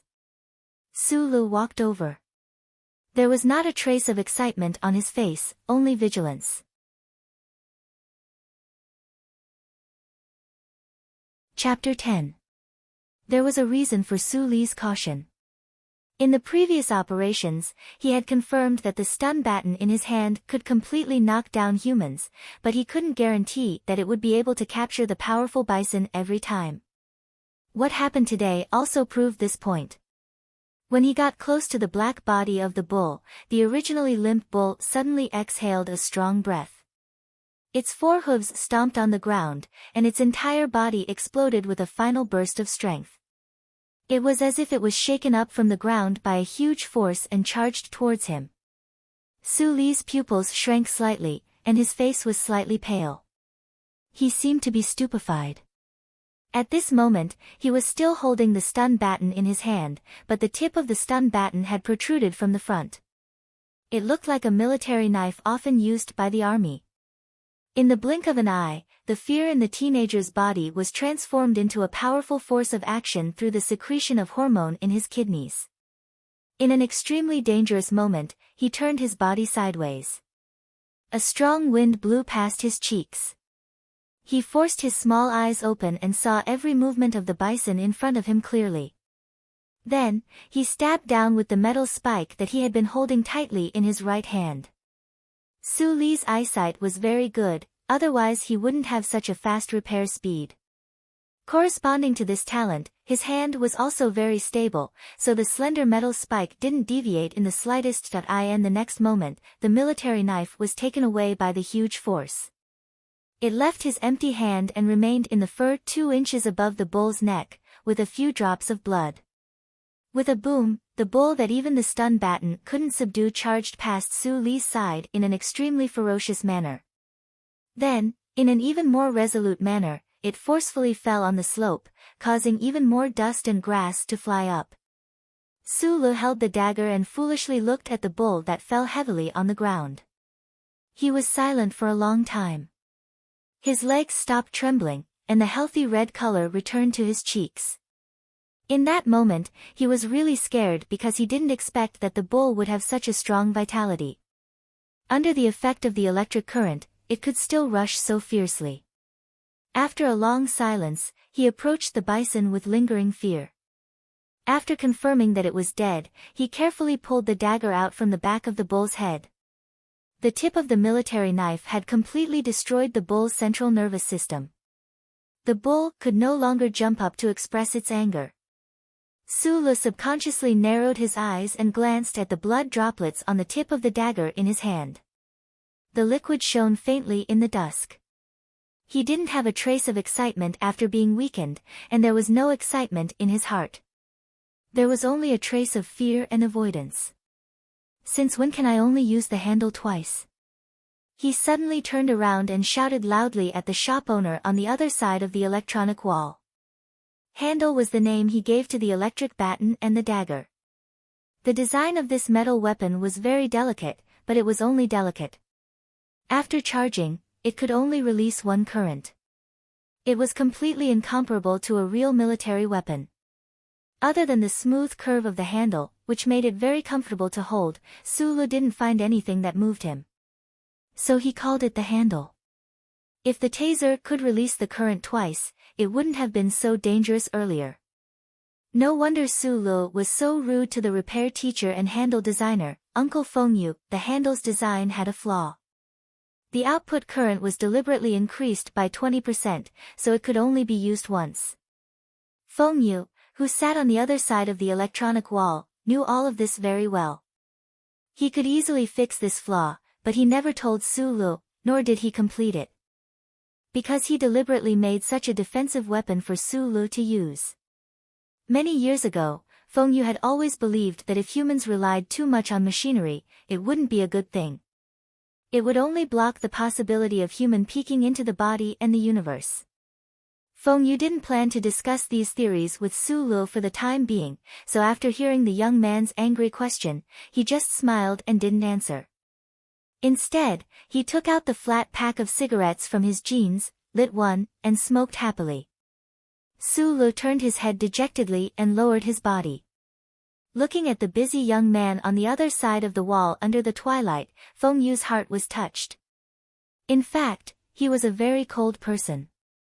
Otherwise, he wouldn't have escaped to such a remote place like Donglin district. However, the warm light of the grassland and the dark night behind him intersected. Under the red sunset, the young man was peeling the cowhide and cutting the beef. From time to time, he would wipe the blood on his hands on his clothes. This was a very bloody scene, but it was also a scene full of the beauty of life. All life in the world flowed between life and death. Feng Yu held the cigarette in a daze. Looking at the young man wielding the knife and dancing, he couldn't help but think of a scene in the classic literature he had read many years ago. In the autumn harvest, the farmers harvested the crops and used the remains of the plants in exchange for their own survival. Beside the tribe's campfire, the men and women drank wine and ate the animal parts roasted in the fire. It was very happy. A trace of a smile floated on Feng Yu's cheeks. This emotional smile, together with his white hair, seemed to reveal his true age. A sense of vicissitudes began to leak out. He had always felt that Su Lu was a very interesting child because this child always seemed to focus his energy on those two ideals and didn't notice his ability in other aspects. For example, in the moment when the wild bull was slaughtered, other than people who had received special training in the military, who could kill the bull with just a dagger. Why was there very little wild bull sold in the black market these past few years? Feng Yu thought of Su Li's previous question, and the smile on his face couldn't help but become wider. In the context of the Federation government's strict gun control, who would dare to risk their lives to hunt a bull? This child is really stupid in some aspects. Didn't he realize that when he was leading the bull, he and I could run faster than the angry bull? Didn't he feel that being able to kill a bull with his bare hands was more worthy of pride than fixing a TV? Motherfucker, motherfucker. Under the twilight, Su Lu cursed as he endured the discomfort and continued to butcher. Finally, he couldn't bear it anymore. He stood up and shouted at the shameless middle-aged man who was smoking, "No more bones, there are still 200 pounds left. If you continue to be lazy, when can we have dinner tonight?" Su Li's various talents in all aspects were actually nothing in Feng Yu's eyes. This was because in his long life, he had seen who knows how many true geniuses. But when he killed the wild bull, Su Lu showed a calmness that was completely inconsistent with his age. Although his legs were trembling in fear and his face was pale, he was still calm and composed. This was what Feng Yu admired most about him. At the same time, this was also what Feng Yu thought was the most boring part of the teenager. So at this moment, when he heard Su Lu curse, he was actually somewhat happy. He laughed like a wild white flower, stood up, and patted his butt.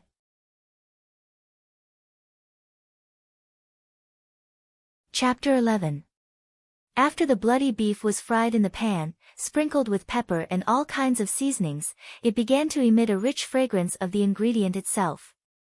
The silver table knife cut through the slightly brittle surface of the meat. It was different from the scene where blood spurted out when the handle pierced through the bison's head.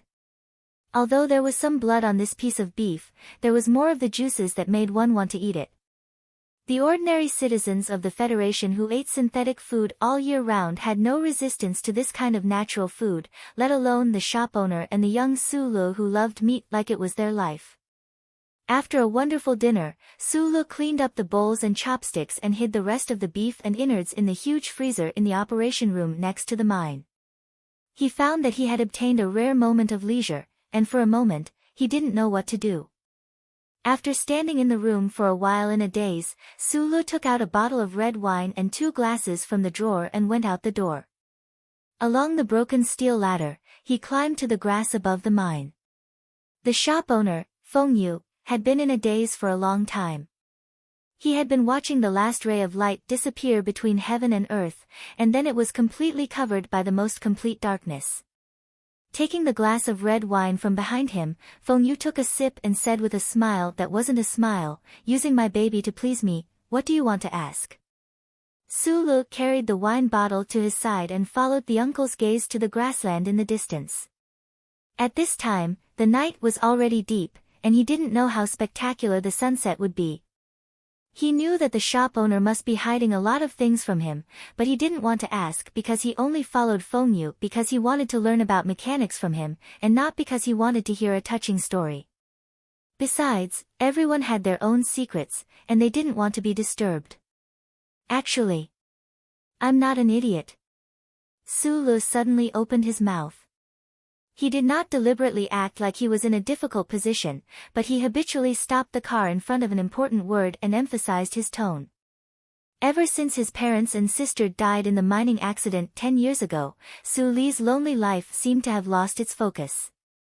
Therefore, when he occasionally came, he would only use this kind of clumsy method to express his emotions. The young man narrowed his eyes in the darkness, appearing somewhat cautious. In fact, he had already guessed something. In the past 2 years of working with Feng Yu, other than the knowledge and practical skills of the mechanical repair methods, the ugly postures that the boss made him take and some of the daily exercises were very strange. Su Lu was honest and sincere, but that didn't mean that he was brainless. It was just that he always thought that those postures and gymnastics were probably military training techniques, so he always played dumb. Perhaps it could make his body stronger. Since the boss wanted him to learn something that was beneficial to him, he would learn it. However, after killing that wild bull today, he felt a chill in his heart. His boss was just a mechanic who escaped from the army. Why did the things he taught him have such great power? Could it be that what he usually taught her was the legendary killing technique that the military had never taught to outsiders? "I've never thought of you as an idiot. On the contrary, I think of you as a genius." Feng Yu removed the cup from his lips. His expression was calm, but there was a trace of a strange smile in the wrinkles at the corners of his brows. "I'm not a genius either. I just don't understand. What's the use of you teaching me these things?" Su Lu looked somewhat helplessly into Feng Yu's eyes and asked, "The Department of Defense's Mechanical Repair Officer exam doesn't test field combat ability at all. I don't want to waste time on these things." Su Li's voice began to tremble, as if he was enduring some kind of intolerable pain and suffering. Feng Yu couldn't even be bothered to look at him. He calmly said, "With your personality, since you've asked, it seems like you really are conflicted about this matter. I just don't understand where your conflict is coming from." Su Li's voice was still trembling, and the sound of heavy breathing could be heard from time to time. He said angrily, "This is already the 63rd year of the 37th constitutional calendar. Human civilization has already developed to this stage today. What's the use of you making me learn these things? No matter how strong a person is, can he contend against mecha head-on? Can he fly into space and fight against battleships? I understand. You want to become a mechanic who can repair the 3 major systems of mecha and battleships. So, in your eyes, those cold metal machines are naturally much stronger than the ant-like individual humans." Feng Yu replied coldly, "But don't forget, no matter how developed humans are, they are still biological humans in the end. You're still in this shell. This shell is your final life-saving measure. It's the first-order machine you must know like the back of your hand and operate without hindrance. As for mecha and battleships, those are just more extrinsic things." Feng Yu slowly closed his eyes. A person can't hide in a mecha forever. You need to eat, sleep, go to the toilet, have sex, have orgasms, shower. A person's time without clothes takes up 1/10 of their life, then what about the time you don't wear a mecha? Su Lu was dumbfounded. He felt that his boss's words made no sense, but there was also a strange charm to them that could not be broken through by twisted logic. Feng Yu downed the remaining wine in his glass in one gulp, and then suddenly lowered his head and laughed. Besides, the Federation is currently lacking in energy. Who knows when space battleships will become trash in the universe? Mecha don't need crystal ores. The current high-energy compressed energy is enough to support Mecha's movements on land. Su Le knew that his boss was only saying so much today to convince him, but he still stubbornly retorted, besides, what life-saving? What last shell? It's not like I'm going to the West Woods to fight the Empire's barbarians. I just want to be a mechanic to earn money, and at the same time do what I like. Why should I care so much? Let's not talk about your future, because in my opinion, you might not be able to pass the Ministry of Defense's exam. Who knows, you might have to work for me for free for the rest of your life. Feng Yu laughed, and then his laughter gradually faded. Think about the people on the 3 planets in Shanglin. Think about those families that have been around for thousands of years, and even those 7 great families. Why do they always respect that old man and his students so much? Why? Isn't it because of that old man's own strength? Shanglin was the name of the capital ring. The capital ring was made up of 3 habitable planets. It was the most developed, wealthiest, and most comfortable place in the entire Federation's civilization. The so-called 7 great families, to the young Su Lu who lived in Donglin, were ancient, upper-class existences that were far beyond his reach. And that old man that Feng Yu was talking about, oh my god, you're calling the war god the old man. Su Li's voice was extremely trembling. It was unknown whether it was because of pain or fear. Alright, you don't have to do the horse stance today. Do the gymnastics again. Feng Yu did not answer Su Li's shocked words. He smiled as he looked at Su Lu who had already maintained the standard horse stance for half an hour. He thought to himself, although this kid is naturally resistant to these things, he is exceptionally serious when he does things. Other than him, which teenager can endure the horse stance test day after day for 2 years? Pay attention to your breathing. Relax your mind. Feng Yu stood up and looked calmly and sternly at Su Lu who was paralyzed on the ground. He said word by word, feel and remember the most painful trembling path in your muscles. Don't forget it.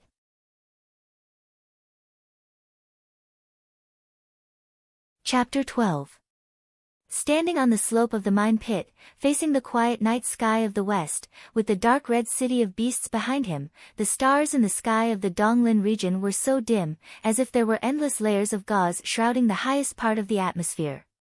In such an environment where the light was dim and changing, Su Li's blurry figure was constantly twisting and stretching.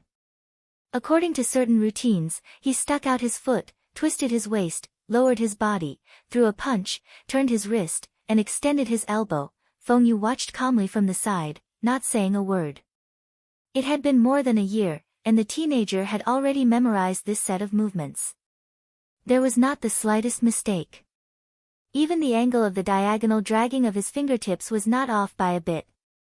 This set of movements that did not seem complicated could not be considered gymnastics because the routines were a bit scattered, and the movements were too slow. It was more like a dance. The problem was that compared to the famous performers of the Shanglin song and dance troupe, this dance was too stiff. It wasn't raw, but raw. Su Li's movements had a bloody feel to them, as if they hadn't been roasted by fire at all. It was hard to chew on the muscles and bones.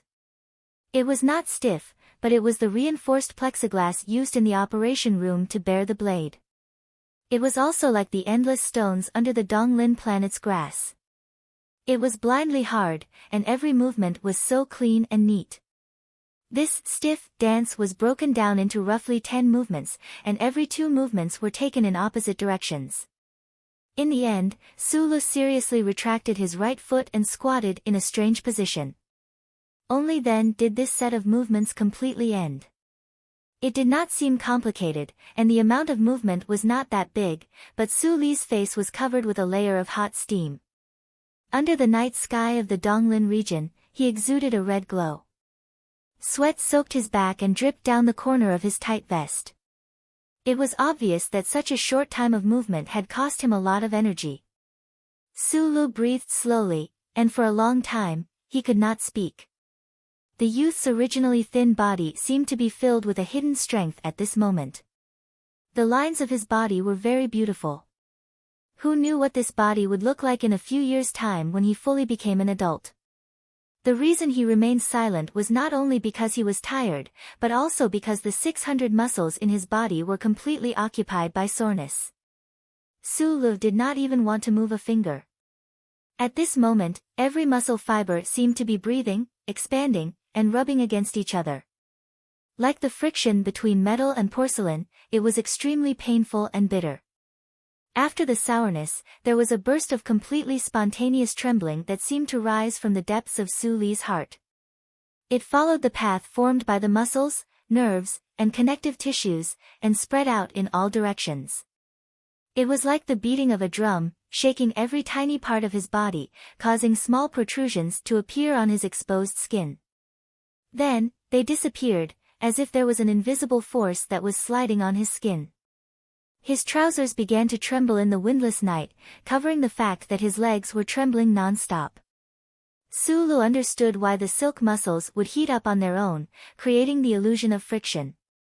He did not know that it was because the muscle fibers of the human body were originally made up of two filamentous proteins that were entangled together. Of course, he did not know why these muscles were trembling, what they meant, and what they were used for. He only firmly remembered the words of the repair shop owner. He had to remember the pain in his heart, and he had to remember the path of soreness and trembling. After changing out of the sweaty clothes and taking a shower, the refreshed Sulu once again climbed to the top of the mine with his head hanging down. He sat beside Feng Yu weakly. His face was somewhat pale, as if he was seriously ill. Feng Yu did not pay attention to him. He just casually looked at the crystal screen on his knees. The faint blue light on his face made the repair shop owner's face look somewhat cold and feminine. It's impossible to confirm whether or not Bao Longtao recognized me on the internet, Sulu said somewhat tiredly. With just a glance, the familiar light blue interface let the youth know that the boss had secretly hacked into the Federation's police system again today. Last time, when he asked Li Wei and the group of orphans for help on Clock Tower Street, it was precisely because of these two people above the mine that they had already thoroughly investigated the inside story of the governor's office and the police station. Someone who could hack into the official intranet was certainly not a simple person. It was just that this seemingly ordinary repair shop owner had occasionally brought such surprises to Sulu in the past 2 years, so he was not too surprised. After all, it was not a surprise.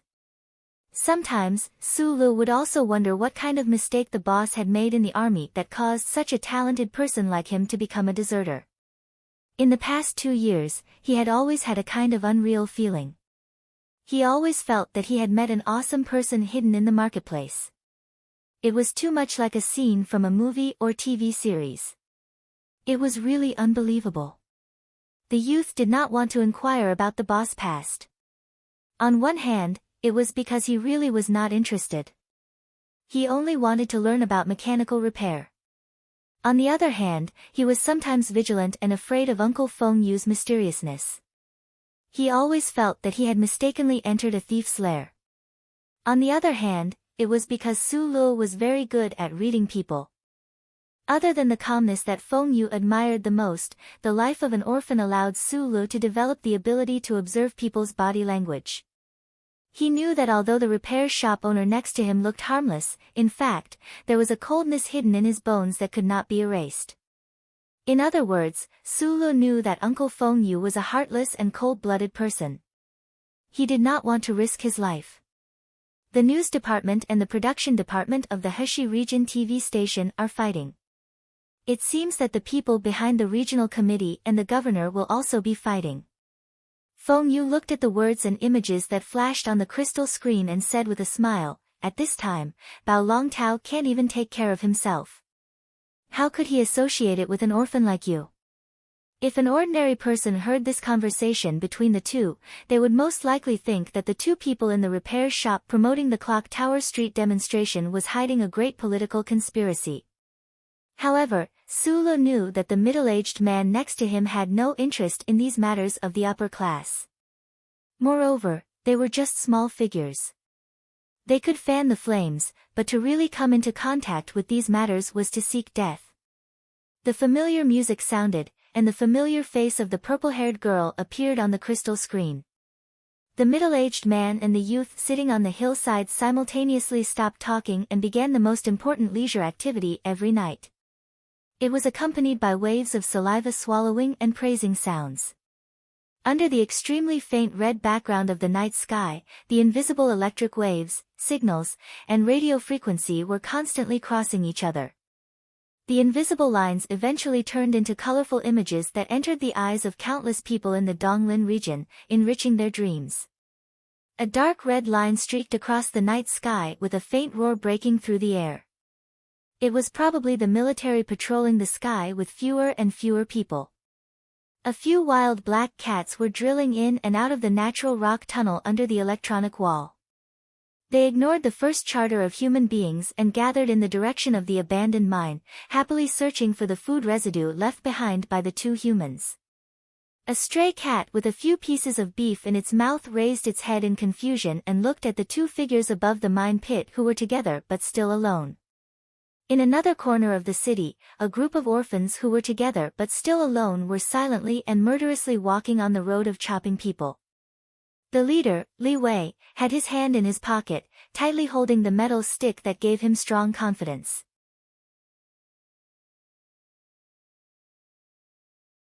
Chapter 13.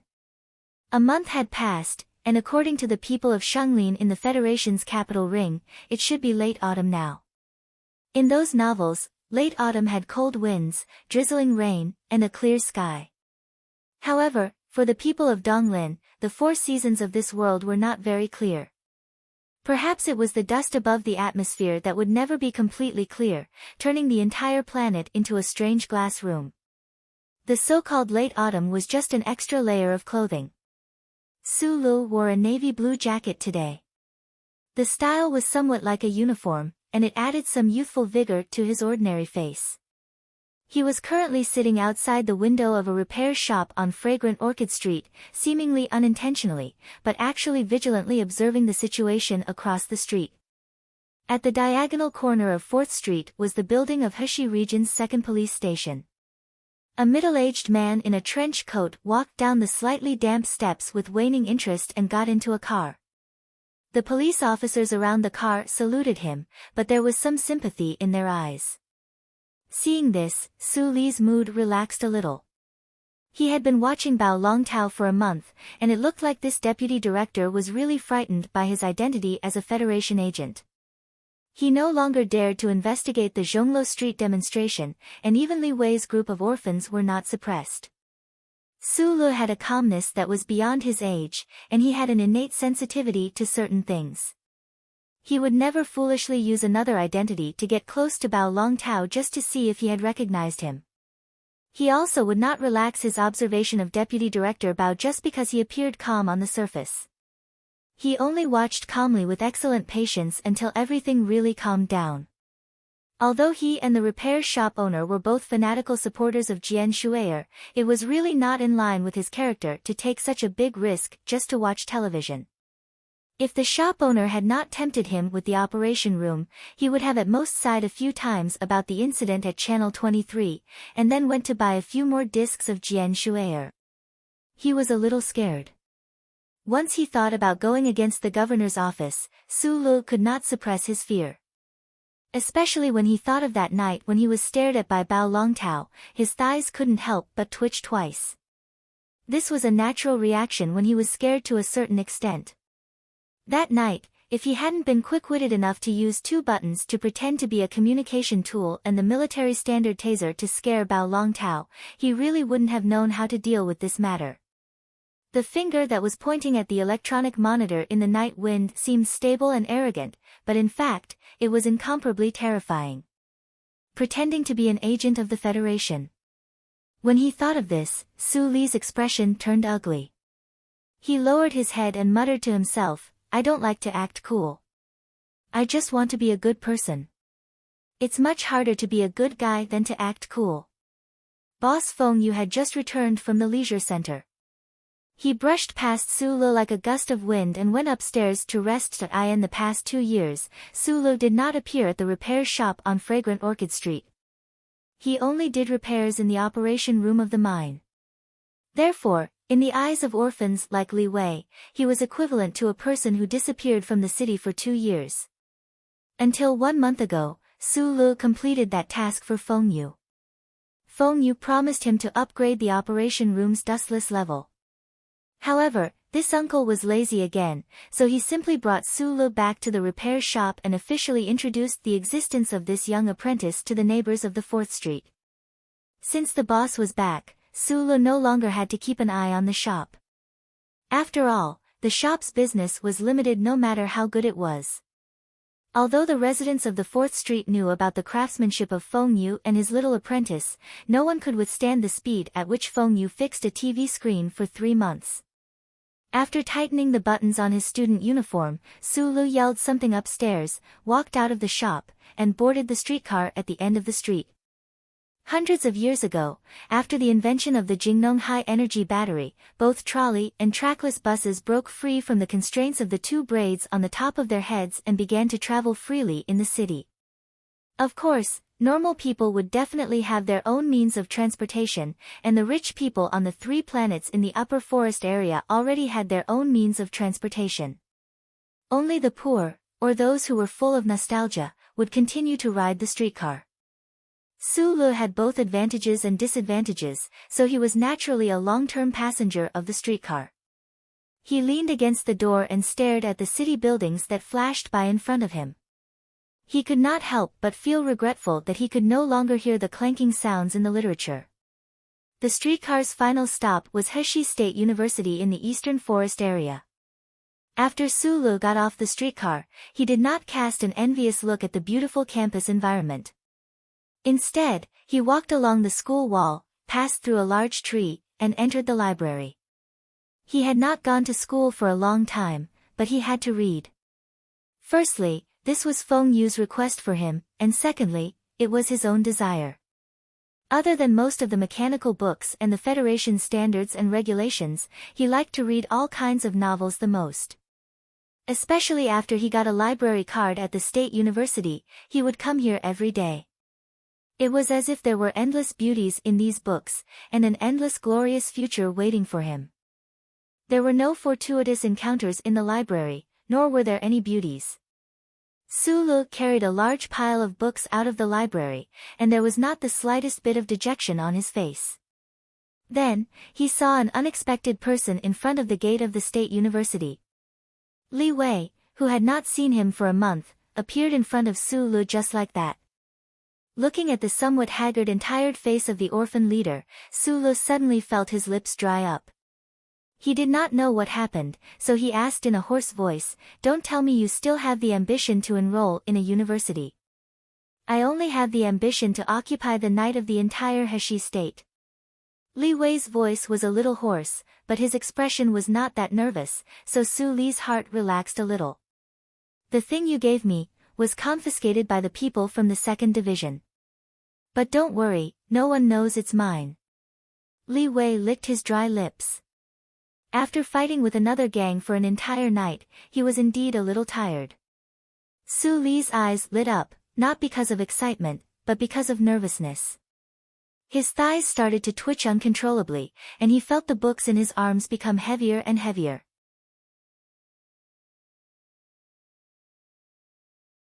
Chapter 14. How did you know I was at the State University? Su Lu lowered his head and asked.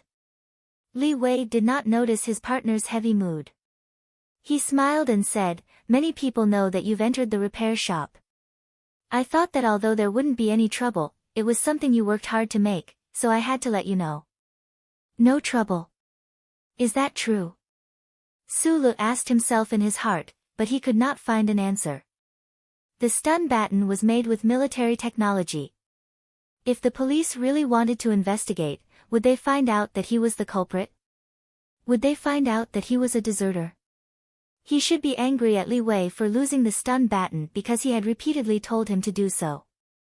However, looking at Li Wei's satisfied and tired face, Su Li's heart softened and he did not say anything. He heard that Li Wei's group of orphans had been fighting for territory for the past month. They were probably tired. There should be a lot of weapons in the black market from the military. The stun baton was hidden in the crystal scroll. Although it was ingenious, it should not attract too much attention. Su Lu comforted himself in his heart. He patted Li Wei's shoulder and said seriously, just pretend that you never saw that thing, but I'll say it again. Don't always think about fighting and killing. You still need to find a proper job in the future. What proper jobs are there in Donglin now? Didn't you see what the students were arguing about in the streets today? The unemployment rate is already 30%, and that's not including the seniors who took care of after the Crystal Mining Union went bankrupt. Li Wei touched his curly blonde hair and said stubbornly, I want to stand out. I don't want to live on welfare for the rest of my life. Demonstration? Su Lu was taken aback. There were very few people in the Donglin district who were interested in politics. The incident at Zhongluo Street was already considered a big event. How could there be students who didn't study hard but wanted to march? A lot of people went to watch the show. I heard that it was organized by the Veteran Association. Li Wei took the heavy book from his hands and walked towards the street while explaining, I heard that there was a problem with the election in the capital ring. The opposition parties felt that it was unfair and organized a demonstration across the federation. Oh. Su Lu was very worried at this time, so he answered casually. He, Li Wei, and the other orphans knew nothing about politics, so they kept a respectful distance from it. They did not want to touch it, nor were they interested in it. Although there was indeed unfairness in the Federation society, for example, the upper class led by the 7 great families always had a better life than the common people. The dark oppression was always hidden under the bright cloak of law and justice, but what did this have to do with them? They had grown up in an unfair environment, so they were already used to it. It was hard for them to be hot-blooded. Back at the repair shop on the 4th Street of Xianglan Avenue, Su Lu hesitantly told his boss, Feng Yu, about the police intercepting the taser batons. To his surprise, Uncle Feng Yu was not worried at all. He seemed to think that his identity as a military mechanic who defected would never be exposed. In fact, this was indeed the case. In the next 10 days or so, other than the shock of the Federation's demonstration, nothing new happened in the Donglin district.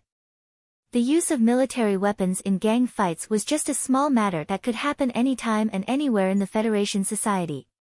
No big shot would have the time to cast their eyes on this small repair shop. However, Su Lu was still cautious. He always felt that there was an uneasy feeling. He always felt that the taser batons that had fallen into the hands of the police would bring him some kind of trouble, but he did not know whether this trouble was big or small. Therefore, he began to actively strengthen his practice of that set of movements. He often returned to the mine to accompany the stray cats and kept performing the stiff dance. One day, Feng Yu looked at him, who was sweating profusely, and said sarcastically, "Didn't you always think that individual strength is useless in front of metal machinery?" Su Lu closed his eyes and felt the trembling of every muscle in his body, as well as the trend of the trembling becoming more and more obvious. He tried to find the true effect of this trembling. With a trembling voice, he gritted his teeth and said, "Until now, I haven't changed my mind. But the problem is that if the police really come to arrest us, you don't have the money to buy me a mecha. Of course, even if you did, I wouldn't use it. Other than making myself stronger, what else can I do?" "You're still worried about that taser baton?" Feng Yu frowned. He did not understand why this child was so cautious. He suddenly smiled and said, "Don't forget about the chip behind your neck. Under the light of the first charter, if the police really want to arrest you, where can you run to? Could you go to Bermuda as a refugee, or go to the Empire as a traitor?" The electronic surveillance network spread throughout the entire Federation society. In theory, it could control the occurrence of all criminal activities. Sulu did not panic when he heard this. He said seriously, "The gang is still here. You, a fugitive from the military, are still alive and well. I believe that you will definitely have a way." What a bold claim. If there is anyone in this world who can remove the chip in their body without alerting the Federation's surveillance network, then they will definitely win the Nebula Award. Feng Yu's smile was somewhat mocking. You just celebrated your 16th birthday last week. How can you be more cautious than an old man like me? It's really ridiculous. Sulu retorted sarcastically, "Don't forget your mouth full of rotten teeth. In order to get a new dental record and not be arrested by the government and the military, you paid such a heavy price, and you still have the nerve to mock me for being cautious." Feng Yu helplessly shook his head and did not refute. The days were peaceful. Even Sulu was beginning to think that he was too timid. The two people in the repair shop did not know that in this city, there was another person who was in the same predicament as them. This person was the deputy chief of the second police station, Bao Longtao. Ever since he embarrassed the governor's office a few months ago, his influence in the police station had been greatly weakened. I actually need to write a report to get a piece of evidence, and this report actually needs 2 months to be approved. Deputy Chief Bao looked at the metal shaft in the vacuum bag on the table and laughed self-deprecatingly. With his position, if it was in the past, he would not have needed to go through so much trouble. Thinking of this, his hatred for the orphans in his heart grew even stronger. If it were not for the incident at Clock Tower Street, his request for a transfer would have been approved a long time ago, and the families in the capital ring would not have ignored him for so long. However, during these days, he did not dare to take revenge on the orphans because he was not sure if the face covered by the hat that night was a Real Federation agent. Wearing gloves, he took out the metal shaft from the bag. Squinting his eyes, Deputy Chief Bao looked at the exquisite electric current generator inside and secretly wondered if this had anything to do with the stun baton that Federation agent was holding. Although there were many military weapons like this on the black market, they were all extremely expensive. Those orphans should not have the financial resources to buy them. After thinking in silence for a long time, Deputy Chief Bao decided to investigate this matter. Of course, he did not dare to investigate it himself. Instead, he focused on the stun baton. He wanted to confirm if there was really a Federation agent in Heshi province. Deputy Chief Bao had a few comrades in the research institute in the capital ring who should be able to help. After filling in the address on the envelope of the official email, Deputy Chief Bao ordered his secretary to take the evidence out and send it to the identification department of the 17th Research Institute in Shanglin District. This deputy chief who had lost his power instinctively wanted to find out the truth of this matter, but he did not expect that this small action of his would have such a huge impact on the future of the Federation.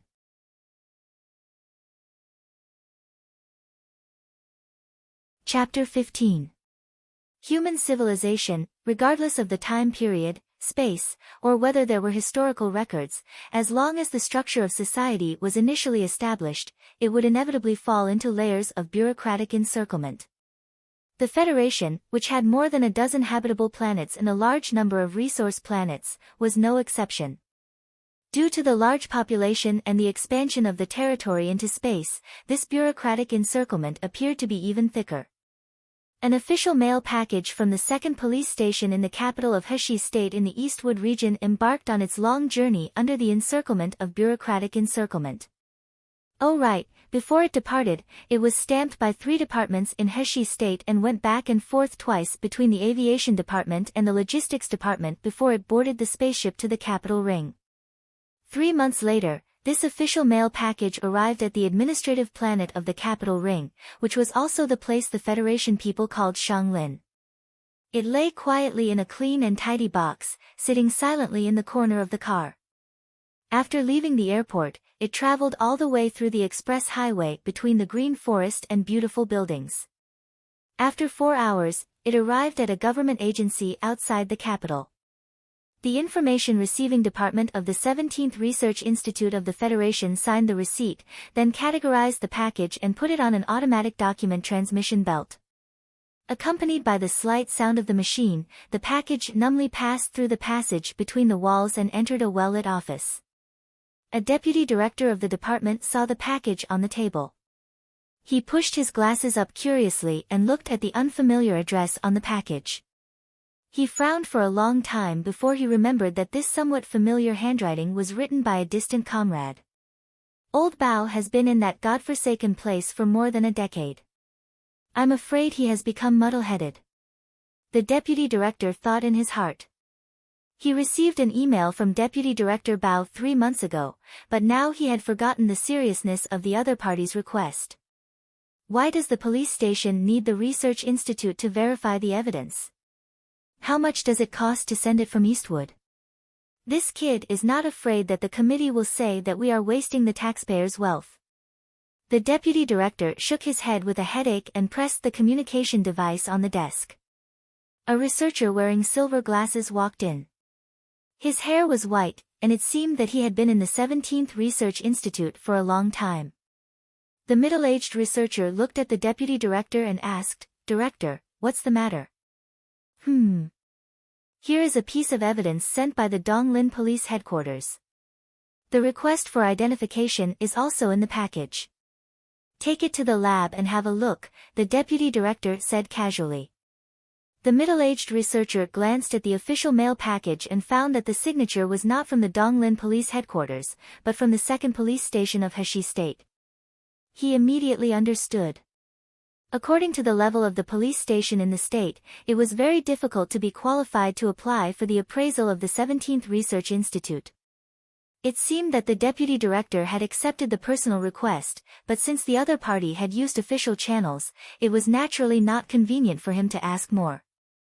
Which aspects do you want to appraise? The middle-aged researcher took off the glasses on the bridge of his nose and looked at the package carefully. He asked, "Is there a time limit?" "No." The deputy director waved his hand and recalled the contents of the email. He said, "The main thing is to compare the craftsmanship and see if it has anything to do with the special task force or the military. The villagers in Donglin are very worried that this thing came from the military." The middle-aged researcher smiled and did not say anything. He turned and left the room. The next day, he returned to the office and reported the results of the previous day's appraisal to the director. There is no code in the core material, so it shouldn't have come from the military. However, the craftsmanship does have something to do with the military. I think it's a replica made in Bermuda. The director asked, "There's nothing strange, right?" "No." Just like that, Deputy Director Bao completed the appraisal request reluctantly. After receiving the official reply from the 17th Research Institute, the deputy director still could not confirm whether the figure in the night was a Federation agent. The metal stun baton that had been appraised was repackaged together with the package and the application for identification. It was then placed in the huge underground storage room of the 17th Research Institute. Its historical mission seemed to have come to an end at this moment. According to the Federation's regulations on evidence, if there were no major accidents, it was destined to quietly stay in this huge gloomy, dark, and quiet storage room for the rest of its life. It would never be able to leave again until it was gradually forgotten by people. 1 day, 2 days. 1 month, 2 months. It stared at its companions who shared the same fate as it in loneliness. It did not know how many years it would have to stay in this place. Fortunately, the Federation's conditions were good. It did not have to worry about being covered in the dust of history and annoying spider webs. The river of time moved forward silently. It was the spring of the 65th year of the constitutional era. It had been 2 years since the stun baton arrived at the 17th Research Institute in the capital ring. Suddenly, a thin hand picked it up again. Chen Yijiang, a student who had just graduated from the National Shanglin University, passed the Federation's recruitment and entered the 17th Research Institute. Then, he was sent to the storage room to manage it. This new employee who was still passionate was obviously not corrupted by the stale bureaucratic atmosphere. He still maintained his curiosity about things. He had been in the storage room for 40 days. He was in the middle of recataloguing the evidence. Then, he saw the transparent vacuum bag and the metal shaft inside the bag. There's actually a stun baton hidden in the crystal screen. Interesting. Chen Yijiang laughed. Then, he began to register the evidence. However, after the registration, he did not put the evidence back in its original place. This was because he especially liked to make small things by himself in school. At this time, he felt that this evidence was very interesting, so he was interested in studying it. As the research deepened, it was normal for the Federation to re-examine the evidence. However, no one was willing to do this kind of extra work without overtime pay. 3 days later, Chen Yijiang, whose eyes were full of joy, finished a paper and posted it on the Research Institute's website. The title of the paper was Structural Characteristics of Evidence Number, AW3278. Naturally, such a boring paper sank to the bottom in an instant and did not attract any attention. In a particularly quiet area in the capital of the Federation, there was a department with the highest security level in the Federation. From the balcony of this department, one could see the building of the Central Management Committee of the capital and the President's administrative palace in the distance. However, none of the staff in black suits who were in a hurry would cast envious glances in that direction. This was because they were the staff of the Bureau of Proclamation and shouldered the most glorious mission of the Federation Society. In the core area of this building, in an empty room, a two-dimensional information display light screen was flashing non-stop in midair. The most sophisticated computing and searching ability of human civilization allowed the images on the light screen to flash by at a terrifying speed. No one could see the content on the light screen with the naked eye except for the central control computer that was performing the computing and searching. Countless streams of data in the Federation Society were being selected and analyzed here. Whether it was the struggle between the various political parties or the offensive posture of the anti-government army, all kinds of information were being gathered here. Of course, the most important information now was in the Westwoods area. No one knew if the Empire would start another war. Suddenly, the images on the light screen slowed down and stopped on a picture. The picture was a screenshot of a small paper written by a researcher. Then, the light screen showed the location where the evidence number AW3278 was stored. Alarms began to sound in the most secure Bureau of Proclamation in the Federation Society.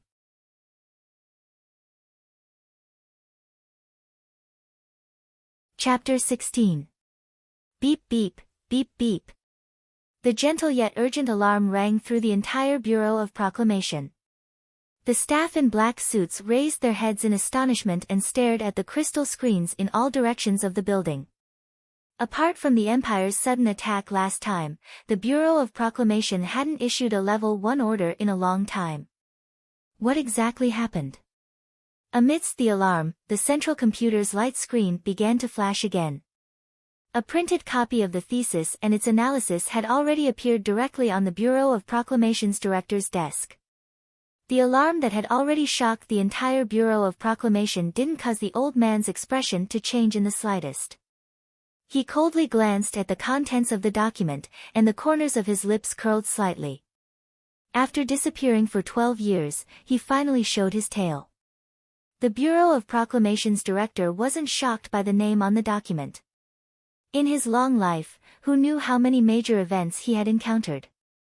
The director handed the document to the civil official beside him, stood up, and ordered, "Notify the President's office and the Ministry of National Defense." The civil official was a middle-aged man. He took down his windbreaker from the hanger and draped it over his immediate superior. His heart was slightly shocked. The alarm that rang through the Bureau of Proclamation was enough to prove that the current situation was determined by the central computer to be a Level 1 incident. However, the director didn't seem to care. But if he really didn't care, why did he notify the President's office and the Ministry of National Defense? The Bureau of Proclamation's director leaned on his cane and walked along the quiet passageway toward the outside of the Bureau of Proclamation. The middle-aged civil official silently followed behind him. His eyes quickly swept over the document, and then he saw that name. Yu Feng. Yu Feng. The middle-aged civil official's pupils immediately constricted. He thought of the war from more than 10 years ago, as well as the most shocking event of that war. It turned out that the central computer had found Yu Feng's whereabouts. No wonder the director immediately notified the president's office and the Ministry of National Defense. Back then, the former president swore in front of the cameras of the Federation's television station that he would definitely capture this traitor who colluded with the empire and buried more than 10,000 elite soldiers of the Federation. The Ministry of National Defense, on the other hand, was under enormous pressure because of the appearance of such an unforgivable traitor in the military.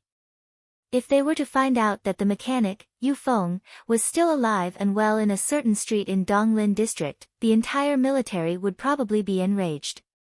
Through the portable communication device, he immediately notified the president's office and the Ministry of National Defense. The middle-aged civil servant took a few steps forward and stood behind the director. He said in a low voice, "The meeting is at 2:00 in the afternoon.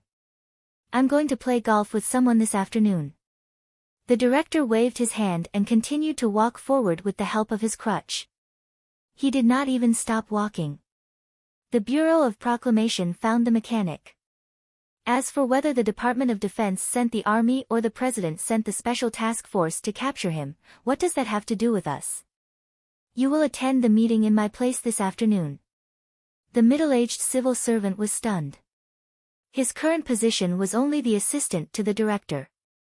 According to the secret meeting of the Bureau of Proclamation, he had no right to speak on behalf of the Bureau of Proclamation. But out of habit, he did not object, nor would he fearlessly criticize the director for only thinking about playing golf under such circumstances. He calmly replied, "Yes, I understand." The middle-aged civil servant respectfully watched the director's old but still tall figure disappear around the corner. Only then did he stand up straight. He was not surprised by the director's calmness or even indifference. He did not find it strange that the director ignored the joint meeting in the afternoon. It was because he knew that as the director of the Bureau of Proclamation, he had enough qualifications to look down on the aides in the president's office and the officials in the Ministry of National Defense. Moreover, the family behind the old director was one of the oldest and most respected among the 7 great families. The old director of the Bureau of Proclamation sat on the battery-powered scooter behind the building. He tossed his crutch to his secretary and looked back at the building he had been in for many years. A trace of doubt and unease suddenly welled up in his heart. That mechanic, Yu Feng, was indeed the most famous traitor in the Federation's 300 years of history. But this kind of thing could have just been sent directly to the Ministry of National Defense, which had been accumulating anger for more than a decade. Why did the central computer have to send a first-level command? A trace of inquiry flashed through the director's pair of deep and calm eyes.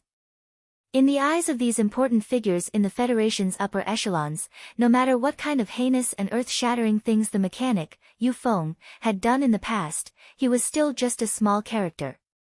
He was not willing to spend any more time on this matter and stop thinking about it. Not long after he left the Bureau of Proclamation, in the Bureau of Proclamation's most heavily guarded central control room, the light screen was still flashing incessantly. In the empty room, there was a strange smell. A line of small words flashed on and off at the bottom of the light screen. There was no record of anything. The line of small words read, "First level target, re-entering vision." At 12:15, an entirely black fleet of vehicles entered the 17 Research Institute in the outskirts of the capital. Under the shocked gazes of the bespectacled researchers, the staff of the Federation's Investigation Bureau sealed off the storage room and brought back the researcher, surnamed Chen, who had just graduated from university, for investigation. At the same time, the evidence serial number AW3278 was also carefully sealed. Meanwhile, the deputy director in charge of this matter also helplessly boarded the black car. At 2 in the afternoon, a small meeting was held on the 3rd floor of the Bureau of Proclamation. The middle-aged civil official who represented the director of the Bureau of Proclamation at the meeting distributed the documents to the heads of the various departments who were already in the know. Then, he calmly said, "The central computer has given a first-level command. Although it is a machine's analysis, there should be some logic to it. Although it has already been more than a decade, the Federation will definitely not allow any criminal to escape the punishment of the law, let alone the fact that Yufeng committed the crime of treason. A colonel from the Ministry of National Defense said with a gloomy expression, "This is a disgrace to the military." The minister has instructed that this matter must be handled by the Ministry of National Defense. It's not a problem who is in charge. The president's office had only sent a mid-level official today. He looked at the colonel from the Ministry of National Defense and said seriously, "The key is to capture that person. Mr. President does not know about this matter for the time being." The security consultant believes that since this mechanic was a top student in the military academy and had many friends in the military, and because of these connections, he was able to escape, this arrest operation should still be handled by the Special Task Force, with the Ministry of National Defense assisting. Everyone's goal is the same, so there is no need for too much debate. Why don't we take a look at the plan of action drawn up by the Bureau of Proclamation? The middle-aged civil official from the Bureau of Proclamation calmly pressed a button, and the plan appeared on the large screen on the wall. Although this mechanic is a minor character, if we want to capture him and bring him back to the capital for trial, it will not be so easy. The Central Computer recommends, this operation will be carried out by the 4th Military Region of the West Woods, with the assistance of the East Woods Police Headquarters. The 4th Military Region. The colonel from the Ministry of National Defense nodded, very satisfied with this arrangement. Since it was a suggestion from the Bureau of Proclamation, the President's office would not have much of an opinion. What if there is resistance? The official from the President's office said with a gloomy expression, "This mechanic is not only a disgrace to the military, but also to the entire Federation. If there is any resistance, kill without mercy."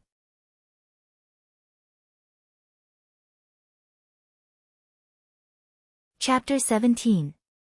A huge commercial spaceship was suspended in the boundless universe. Its light silver exterior and extremely streamlined and beautiful shape made this spaceship become the brightest star under the starry sky.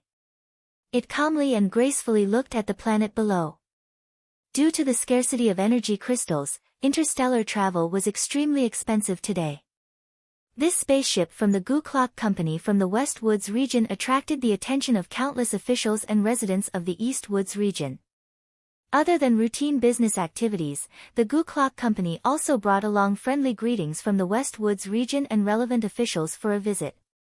However, including the visiting scholars and officials from the West Woods region, most of the important people in the East Woods region did not know that in the control room at the back of this commercial spaceship, there was a large warehouse hidden. Inside, there was a large pile of items covered by military green tarpaulins. No one knew what they were.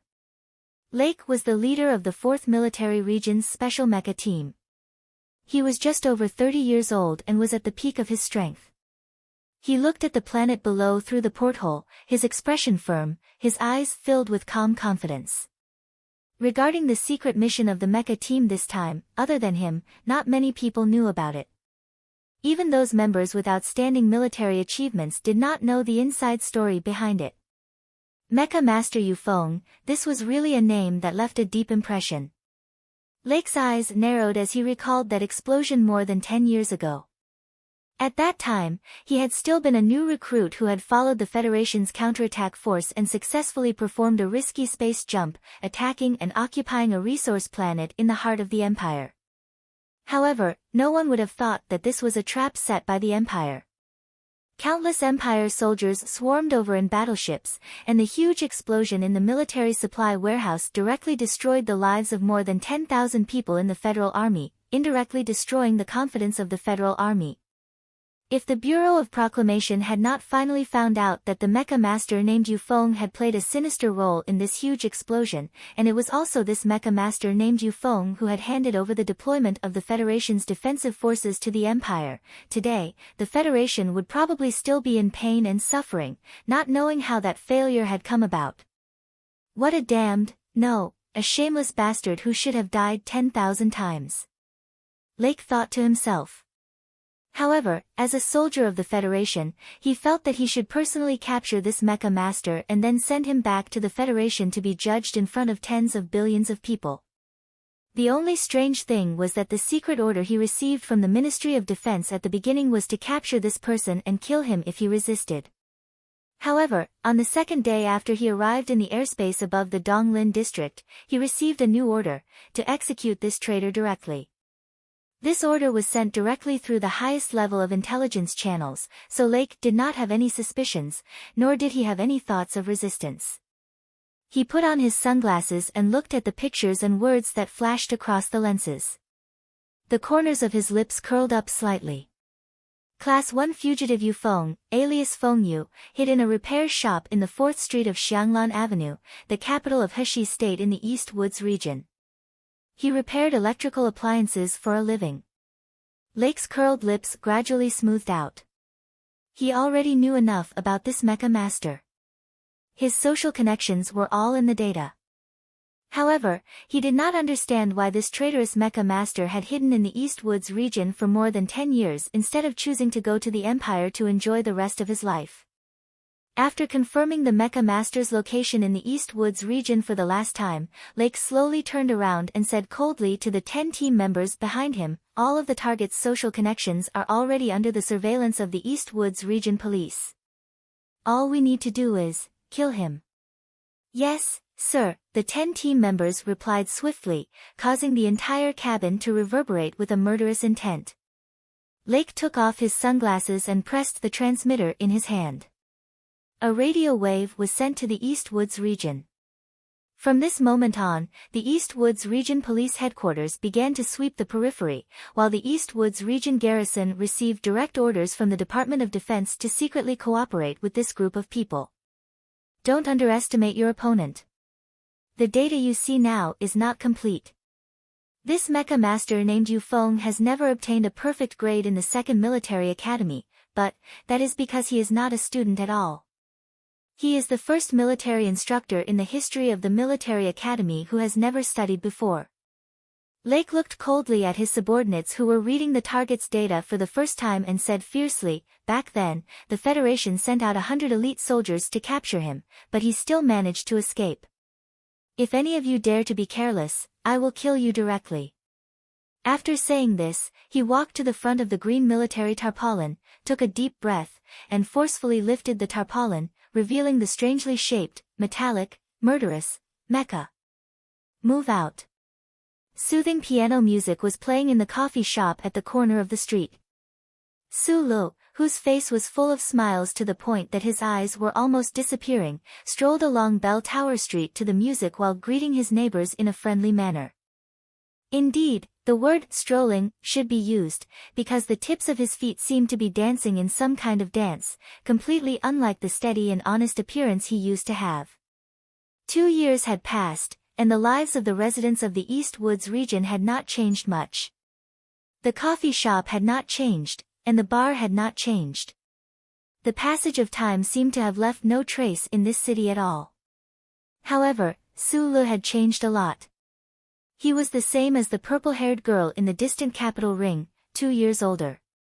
It was just that Jian Shue'er's birthday had the entire Federation's infatuated people paying attention to her, but Su Li's growth, no one cared. Except for himself. In the past 2 years, he had followed the owner of the repair shop to learn about mechanics and brought back countless books from the State University to enrich his brain. Every night, he would perform the horse stance and perform a stiff dance.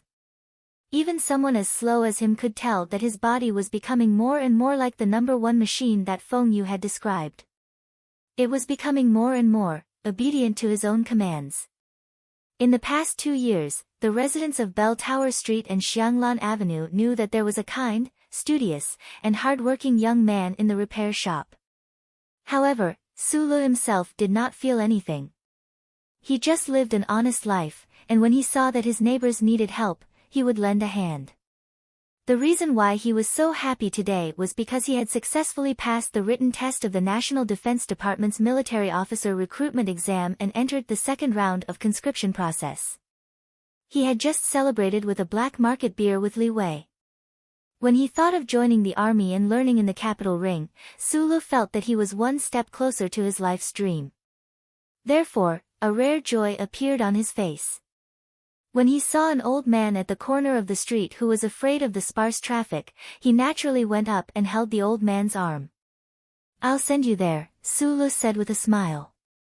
Then, he walked across the street and found that he had sent himself into danger in the alley leading to the repair shop.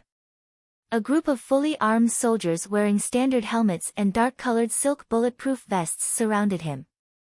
The terrifying smell of iron and blood was particularly frightening in the quiet environment. Black, gloomy, and hard gun barrels were aimed at Suli's head. The nearest gun barrel was directly poked into his temple, and it was extremely painful.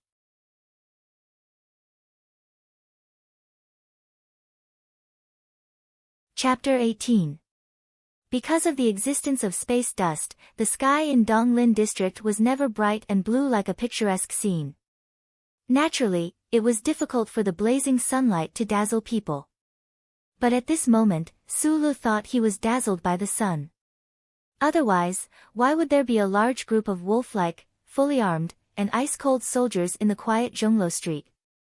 What was even more absurd was why these soldiers would point their guns at him. A soldier wearing a black cotton mask seemed to say a few words to him, but when it entered Su Li's ears, it became a buzzing sound because he didn't wake up at all. He opened his mouth woodenly and looked at everything around him stupidly. With a bang, a soldier smashed his head with the butt of his gun. A stream of blood flowed out. Su Li's body swayed, but he didn't fall to the ground. Instead, it was the smell of blood and the pain on the left side of his head that made him wake up. He confirmed that he was in an extremely absurd situation. This group of fully armed soldiers were pointing their guns at him. The gun barrel that was still pressed against his temple was incomparably cold and hard. Sulu was naturally calm and steady, but after all, he was only a 17-and-a-half-year-old orphan. Facing the gun barrel so close to him, he shuddered at the thought of a careless movement that could make his big head become a half-rotten watermelon by the metal bullet fired from the gun barrel. So, he shivered and trembled. His thighs twitched as if an electric current had passed through them. Fortunately, he didn't wet his pants. Name. The buzzing sound from the already impatient soldier's mouth finally became a clear and cold-blooded question. Sulu subconsciously replied with a trembling voice, "Sulu." A flat metal detector extended to the back of Suli's neck and stuck to his skin. A chill from the depths of his heart made countless small bumps appear on his skin again. Among the beeping sounds, the data collector in the shortest amount of time read the data of the chip in his neck and transmitted it back to the branch database. It confirmed his identity and all the records from his birth to this day. Target 2 confirmed. The soldier who asked the question coldly said into the communication device. Then, he grabbed Su Li's hair and violently pushed him into an armored vehicle at the back of the alley. Su Lu didn't struggle because he knew it was useless. Although the soldier who grabbed him didn't seem to be stronger than the bison in the sanctuary, the dozens of cold gun barrels around him were too intimidating. He did not shout for help either. All these years, he had always wanted to pass the National Defense Officer examination, so he had a certain understanding of the military. Naturally, he could clearly distinguish that these silent and solemn soldiers were real and not daring kidnappers who dared to impersonate the Federal Army. But he did feel insulted, because being dragged by the hair on the ground was a very insulting posture in itself. It only took a very short time for Su Lu, whose face was covered in blood, to figure out why these soldiers had come. It seemed that Uncle Feng's identity had finally been exposed.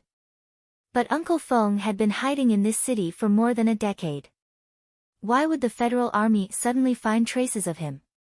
And why would a mere mechanic who escaped from the military attract so many fully armed soldiers to come and arrest him? The ones in charge of arresting Su Lu were the garrison troops of Donglin. After they dragged the young man into the carriage, they tied a special plastic wristband around his wrist and covered his face with a black cloth. After that, they no longer paid any attention to him. The vehicle started moving. Sulu felt a burning pain on his wrists, and the wound on his forehead was still bleeding. Such rough treatment made the youth realize that he was facing a truly heartless state machine. He would not make any meaningless resistance. He could only silently calculate in his heart where this military vehicle was going. The military vehicle stopped. No soldiers paid any attention to the poor youth. There was not even a sound. The tough quality of the Federal Army was evident. In this long and unbearable silence, Sulu, who was huddled in the corner of the vehicle, was as pitiful as an abandoned shrimp. Angry footsteps crushed an ammo box outside the military vehicle. The angry voice scolded the soldiers around the vehicle until they could not raise their heads. "You guys have been keeping an eye on him. Why did you let him escape? What person escaped?" Sulu turned his body slightly, silently praying that the officer was talking about Uncle Fong. Colonel Lake took off the glasses on the bridge of his nose. The fury in his eyes was enough to burn the dozens of fully armed soldiers around him to death, but he forcibly suppressed his emotions. After all, these people who were cooperating with him on the ground were soldiers of the Donglin garrison. Except for this operation, they were not under his jurisdiction. He had enough reason to be angry. In order to capture or kill that mechanic named Yu Feng, the Federation had prepared for several months. There had been no problems with the ground surveillance. Why was it that when his mecha squad had just arrived on the planet's surface in a battleship, the mechanic had suddenly disappeared from the repair shop at 4th Street of Fragrant Orchid Avenue? It was 3 o'clock in the afternoon, the time when humans were at their laziest.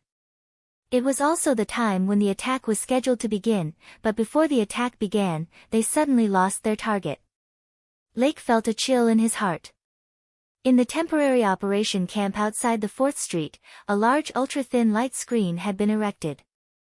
Countless light dots were moving slowly and quickly. The target circled by a black line and marked as one was flickering in and out of existence on the light screen, making it impossible to catch a glimpse of it. Lake stared at the light screen coldly and did not speak for a long time.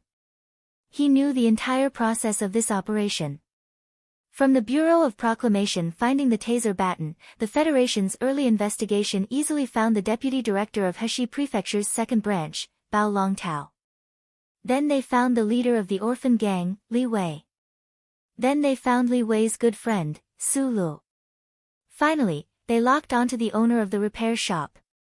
From the chip's data, they easily eliminated Sulu, so the owner of the repair shop was naturally Yu Feng. But Lake did not expect the most wanted criminal of the Federation to have the ability to avoid the glory of the first charter and slip away under the eyes of the surveillance officers in the electronic surveillance network that covered the entire human world. The Eastwood region was too far away from the capital planet. The central computer's surveillance could not be real-time, and there was at least a 4-minute delay. The mechanic obviously used this delay to fool everyone. And the opponent must have a way to temporarily block the chip's signal. With this thought in mind, Lake's heart became heavier.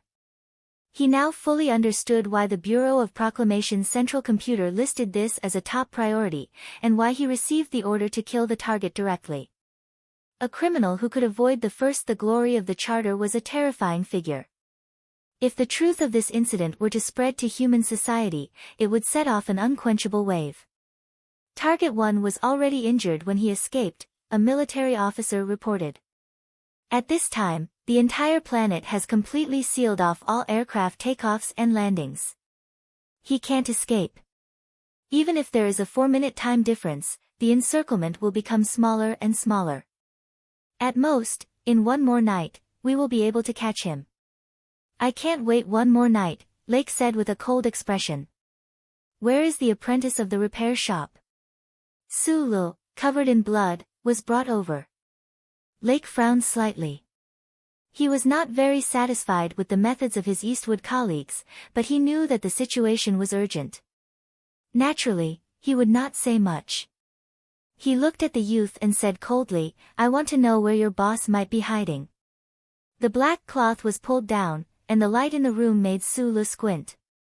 He looked at the colonel in front of him and maintained his silence. A fist smashed into his abdomen. The intense pain almost made him vomit. However, Su Lu still only squinted his eyes and looked at the soldiers around him, maintaining his stubborn silence.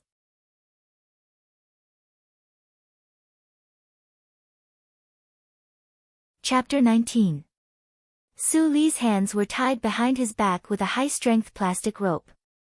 His body was bent forward because of the heavy blow to his abdomen. It looked like a very famous ancient torture pose. Because of the pain, his face was red. The wounds that had been drying up were now bleeding again. He opened his mouth to retch, but nothing came out. This was the effect of the 10th punch. Su Lu still did not say a word. Even though he was heavily beaten to the point of kneeling on the ground, he still narrowed his eyes and looked at the colonel in front of him. He stubbornly pursed his lips and remained silent. Colonel Lake's eyes also gradually narrowed, but his face was as gloomy as before. When the Donglin garrison soldiers made their move, he did not stop them because he had to hurry and find the whereabouts of that damned mechanic. As long as he found that person, his subordinates could kill him in one fell swoop and complete the honorable mission given by their superiors. He suddenly took out a pistol from his waist and aimed it between Su Li's eyebrows. He looked at the stubborn youth and said coldly, "I'll give you 3 seconds. 1, 2. Colonel Lake spoke naturally, and his actions were also natural. So natural that everyone thought he would really shoot in the next moment. The Donglin native soldiers in the temporary camp all had expressions of shock on their faces. Su Li's body finally began to tremble uncontrollably. However, after Colonel Lake said 3 times, he still only silently looked forward. His eyes were full of stubbornness and persistence. It was as if he was not afraid of the black barrel of the gun at all. Colonel Lake's pupils contracted slightly. He once again studied the youth seriously. He already had enough information on Target 2, but when he truly faced him today, he realized that all the information was not enough. Not many 17 or 18-year-old youths could face the violent intimidation of the army and still be so persistent with the threat of death. However, the youth in front of him did it. Lake lowered his head and looked at Su Li's trembling legs. He said coldly, "I know you're scared, but why are you still unwilling to speak when you're already so scared?" At this time, Su Lu spoke his first words after being arrested by the military. He spat out a mouthful of bloody saliva and said fiercely, "As a citizen of the Federation, I have the obligation to cooperate with the military, but that does not mean that I have the obligation to cooperate with torture." Hearing these powerful words, Colonel Lake's expression changed slightly, and a complicated emotion flashed through his eyes. It seemed that even he did not expect that the reason why this young man was so stubborn was because of such a simple reason. Although the logic in this world was simple, how many people could actually persevere under the gun? Lake was silent for a few seconds. He waved his hand and chased all the soldiers out of the temporary camp. In the quiet room, only he was left standing, and Su Lu was half kneeling on the ground. After a heart-stopping silence, Lake slowly said, "Su Lu, 17 years old, apprentice at the 4th Street repair shop, Target 2. In fact, I know you very well, maybe even better than you know yourself. I know what kind of person you are. You don't want to hang out with those orphans on the streets because you think bullying the weak is wrong. You have a good reputation in Zhonglo Street and Xianglan Avenue. Everyone thinks you are a kind person. But I didn't expect you to be such a persistent person," Colonel Lake said with a smile. Colonel Lake smiled and said, "In the face of unfair and rough treatment, even if a gun is pointed at your head, you are not willing to cooperate. Such a stubborn and serious person is rare in this world. In the face of wrong things, many people are willing to persevere and resist," Su Lu said with his head lowered. Colonel Lake gently clapped his hands and said with slight mockery, "But the question is, what is wrong? If you think what we are doing is illegal, then I can tell you the truth. I hope you, a law-abiding citizen, can come to a conclusion based on your own judgment. Then see if you need to cooperate with our operation and tell us the whereabouts of Feng Yu." Su Lu lowered his head and was speechless. In fact, he could guess where Uncle Feng was hiding. The secret of the mine, other than the two of them, no one knew. In the past 2 years, the two of them rarely went to the mine. Even if the military monitored it a few months in advance, they might have missed it. Most importantly, after years of hunting bison over the electronic fence, Sulu guessed that the blue signal jammer in Uncle Feng's hand might be able to temporarily avoid the ubiquitous electronic surveillance. It was also because Sulu was thinking that the truth Colonel Lake revealed did not shock him too much. Instead, he fell into deep thought once again. He is a traitor to the Federation. He is a thug with the lives of more than 10,000 soldiers at his hands. Under these circumstances, do you still insist that our methods are illegal? Colonel Lake looked at Sulu mockingly, using this tone and expression to continuously attack the youth's heart.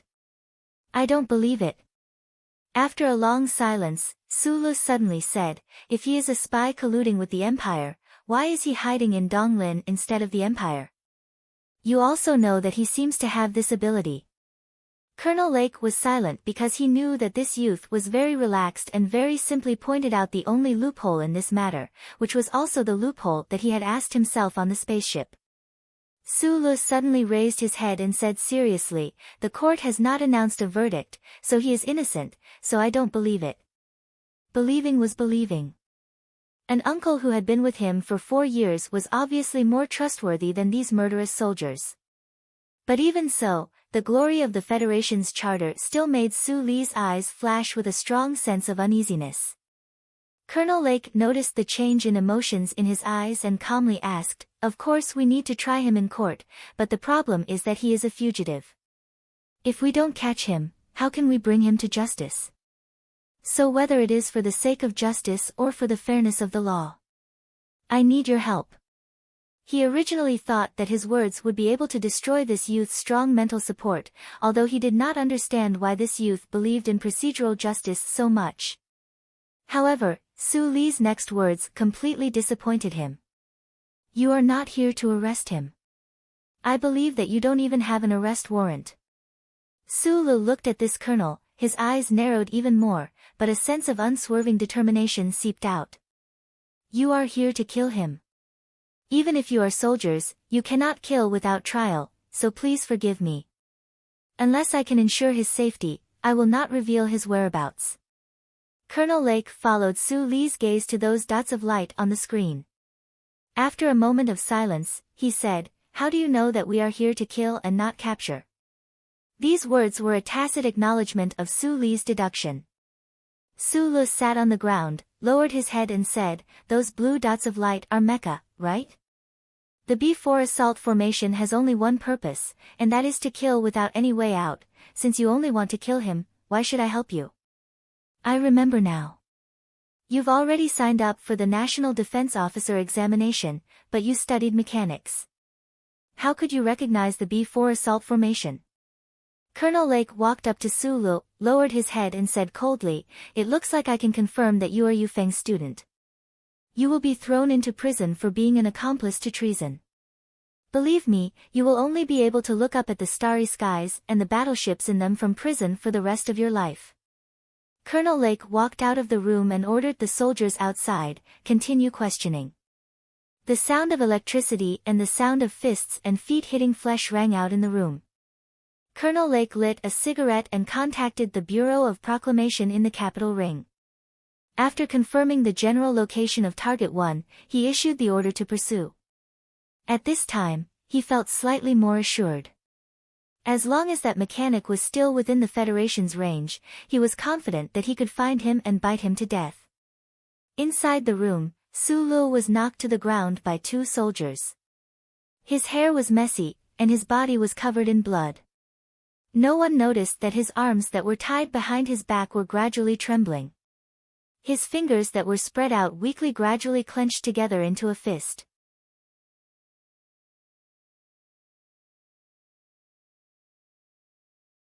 Chapter 20. When Sulu heard that his boss was injured, he began to feel uneasy. Following that, an ominous feeling entered his mind, just like 2 years ago at the entrance of the State University.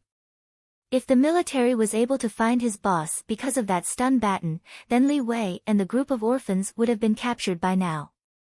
He understood Li Wei's character very well. If he wasn't forced into a corner, he definitely wouldn't betray his good friend. Is Li Wei okay now? Human rights?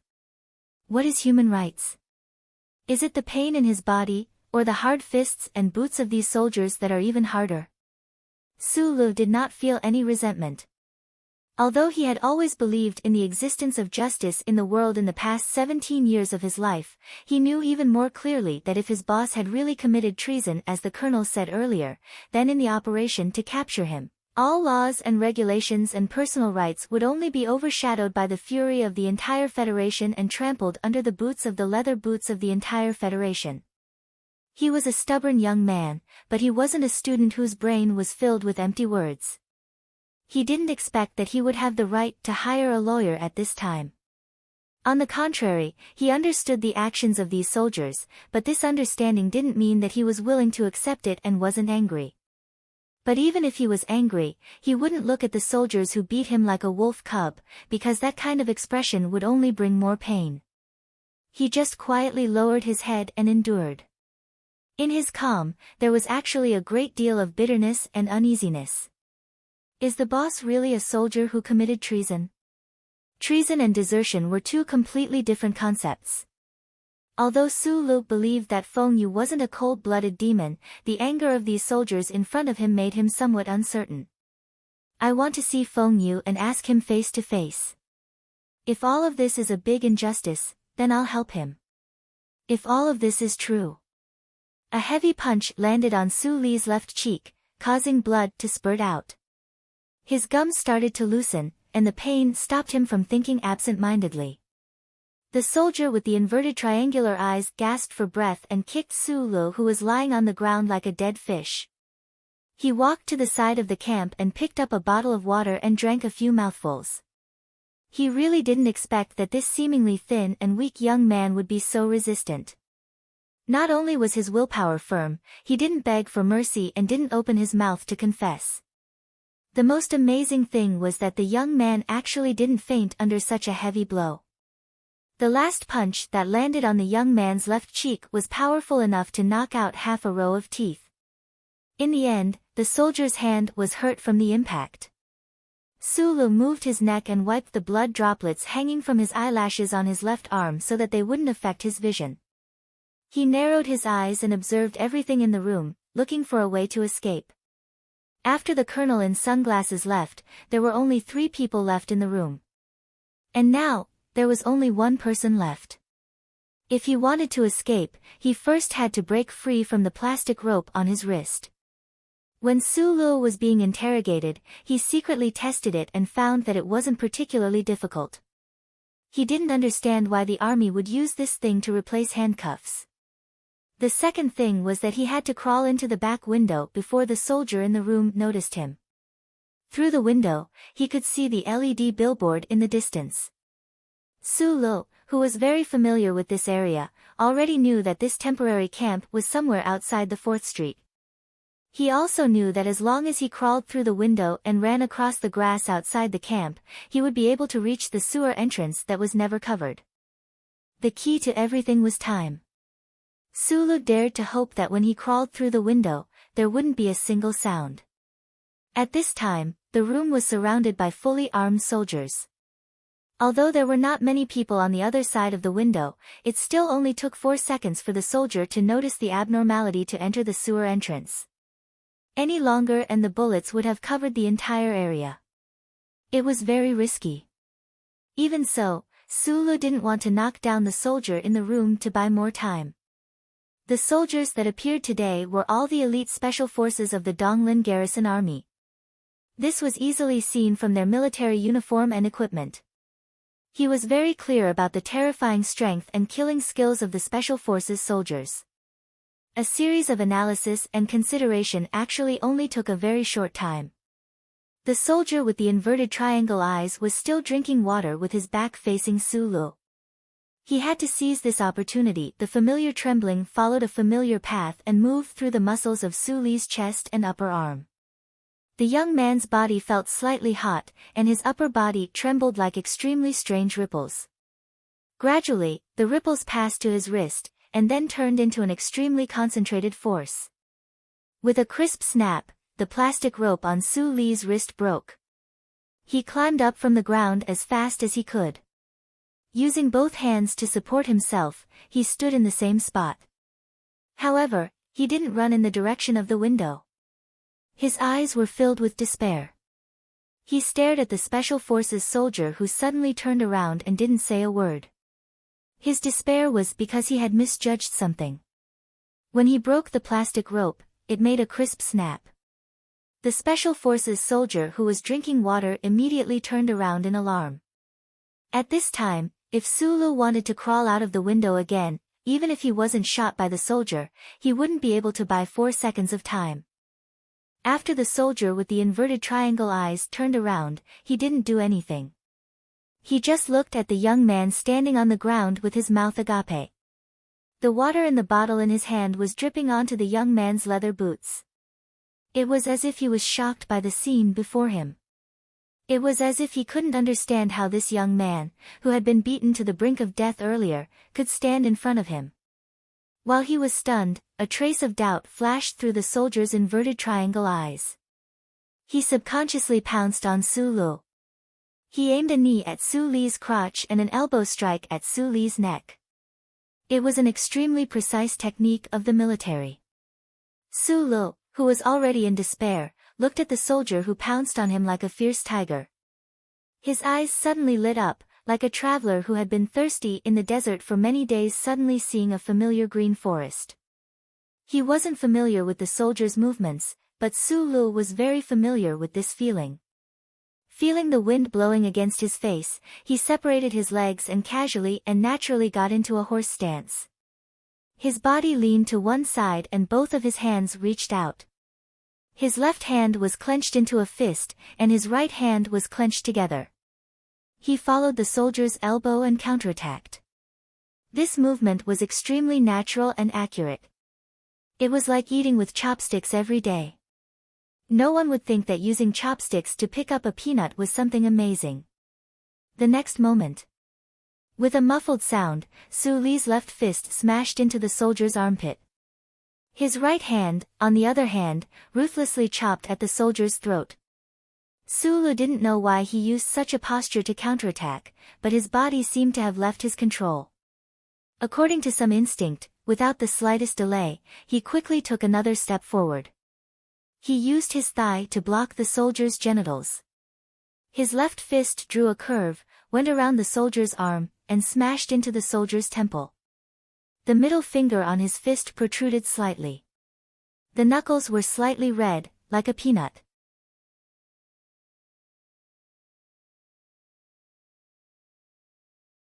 Chapter 21.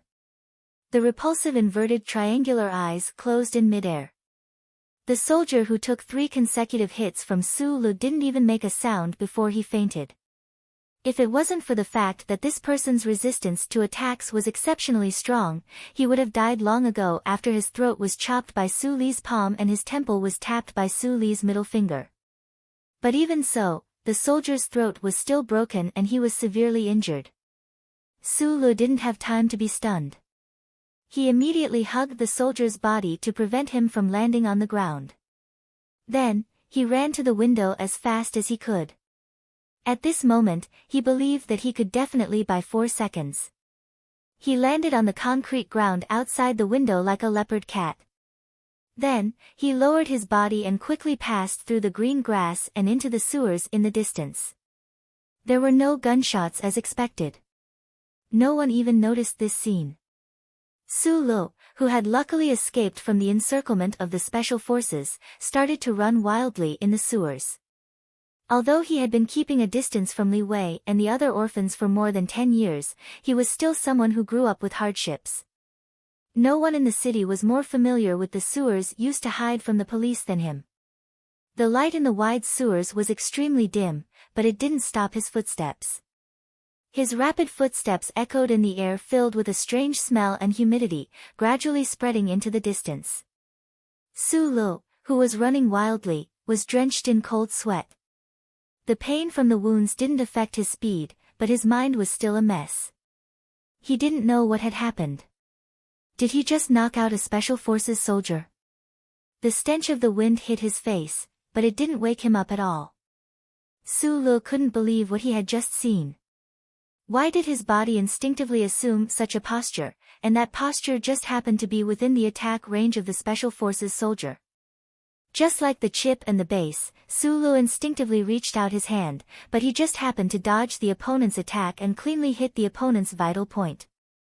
His instinctive reaction in that extremely short period of time, that strange posture, was equivalent to the Special Forces soldier delivering all of his vital points to his fist. That strange posture was naturally the stiff dance that Uncle Feng had forced him to practice for 4 years. 2 years ago, he had secretly guessed that this stiff dance was some kind of combat technique in the military. Today, he received some sort of proof. But, he had only learned it for 4 years, and he could so easily knock out a Special Forces soldier. How could this set of moves be so simple? Running on the platform of the sewers, the tip of his foot stepped on a puddle of dirty water. The soft splash pulled Su Lu out of his daze. The truth had happened, and there was no need to think about it. An accomplice to the crime of treason? Su Lu stubbornly ran as he wiped the blood and tears off his face. He knew that once he was convicted by the Federation, he would definitely be arrested and sent to prison unless he could find a pirate ship in the black market and escape to Bermuda under the light of the First Charter. Su Lu stubbornly ran and wiped the blood and tears off his face. He knew that once he was convicted by the Federation, he would definitely be arrested and sent to prison unless he could find a pirate ship in the black market and escape to Bermuda. How could Uncle Feng hide in the Federation for more than 10 years? Although the Eastwood district was very far from the capital ring, but the doubt in his heart disappeared as soon as it appeared. Su Li's heart turned cold again. Even if he had the ability to escape to Bermuda and become a refugee, he would never set foot on the Federation's land again. His parents, who had worked for the Federation until their deaths, and his sister, Xian Yi, who was buried in Eastwood, I was a man who wanted to live a good life. I just signed up for the National Defense Officer examination and saw the light of going to the capital planet to broaden my horizons and change my life. Perhaps it was because he was running too fast, but Su Li's heart hurt a little. He lowered his head and continued running. When he raised his head again, he did not stop. He was a young man, a law-abiding, kind, and honest young man. If Feng Yu was really an unpardonable traitor, he might really come and tell those people where Feng Yu was hiding. However, he believed in his boss and teacher. More importantly, he knew that the Federation soldiers and the Eastwood Garrison soldiers were not here to arrest Feng Yu. They were here to kill him. His parents and sister died in a mining accident. Did all the officials pay the price? There were already too many unfairness in this world. The stubborn Su Lu insisted that he should stand for certain things. Even if it was a fugitive like the mechanic Feng Yu, he still insisted on the Federation and the law. He had to be given a chance to speak, a chance to open his mouth and defend himself. At the end of the sewer was a dark tunnel. Underneath the stratum of Heshi State's capital, who knew how many years of excavation had turned it into an extremely complicated network of tunnels. In this day and age, if one was not familiar with the underground tunnels, they would never have thought that the outside of the hidden exit of the sewer was directly connected to the long-abandoned mines in the outskirts of the city. Su Lu gasped for breath as he climbed up the old mine cart in the tunnel. Using the dim light, he looked at the time on his wristwatch and prayed in his heart. He did not know how fast information was transmitted between the stars. He also did not know how long it would take for his specific coordinates to be detected by the electronic surveillance network and for the soldiers to obtain them. He had to seize this time to confuse the searchers and find the injured boss. Otherwise, it would be tantamount to leading the army to the boss's side. This was a race against time. To be more precise, this was a race against the glory of the First Charter. When the minecart moved into the deep distance, Su Lu, who was hiding inside, finally understood what the boss had said back then, and why he hated the First Charter the most. The tracking of Target 2 has already been reported. The Bureau of Proclamation's feedback time needs. Colonel Lake raised his wristwatch and frowned as he looked at the time. 4 minutes and 12 seconds. Then he loudly reprimanded the Special Forces soldiers around him. 4 minutes and 12 seconds. Find him. Find the mechanic. After roaring these words, he took off his sunglasses and looked back at the plastic wire that was torn in half and the Special Forces soldier who was being treated. He was silent for a long time. Letting go of Target 2 was also one of the backup plans. But before he made up his mind to carry out this plan, the young man gave him a big surprise. A 17-year-old youth was actually able to break through the military's high-strength plastic. It was really too unbelievable. How did he do it? Colonel Lake's face gradually calmed down, but the sunglasses in his hand gradually changed shape.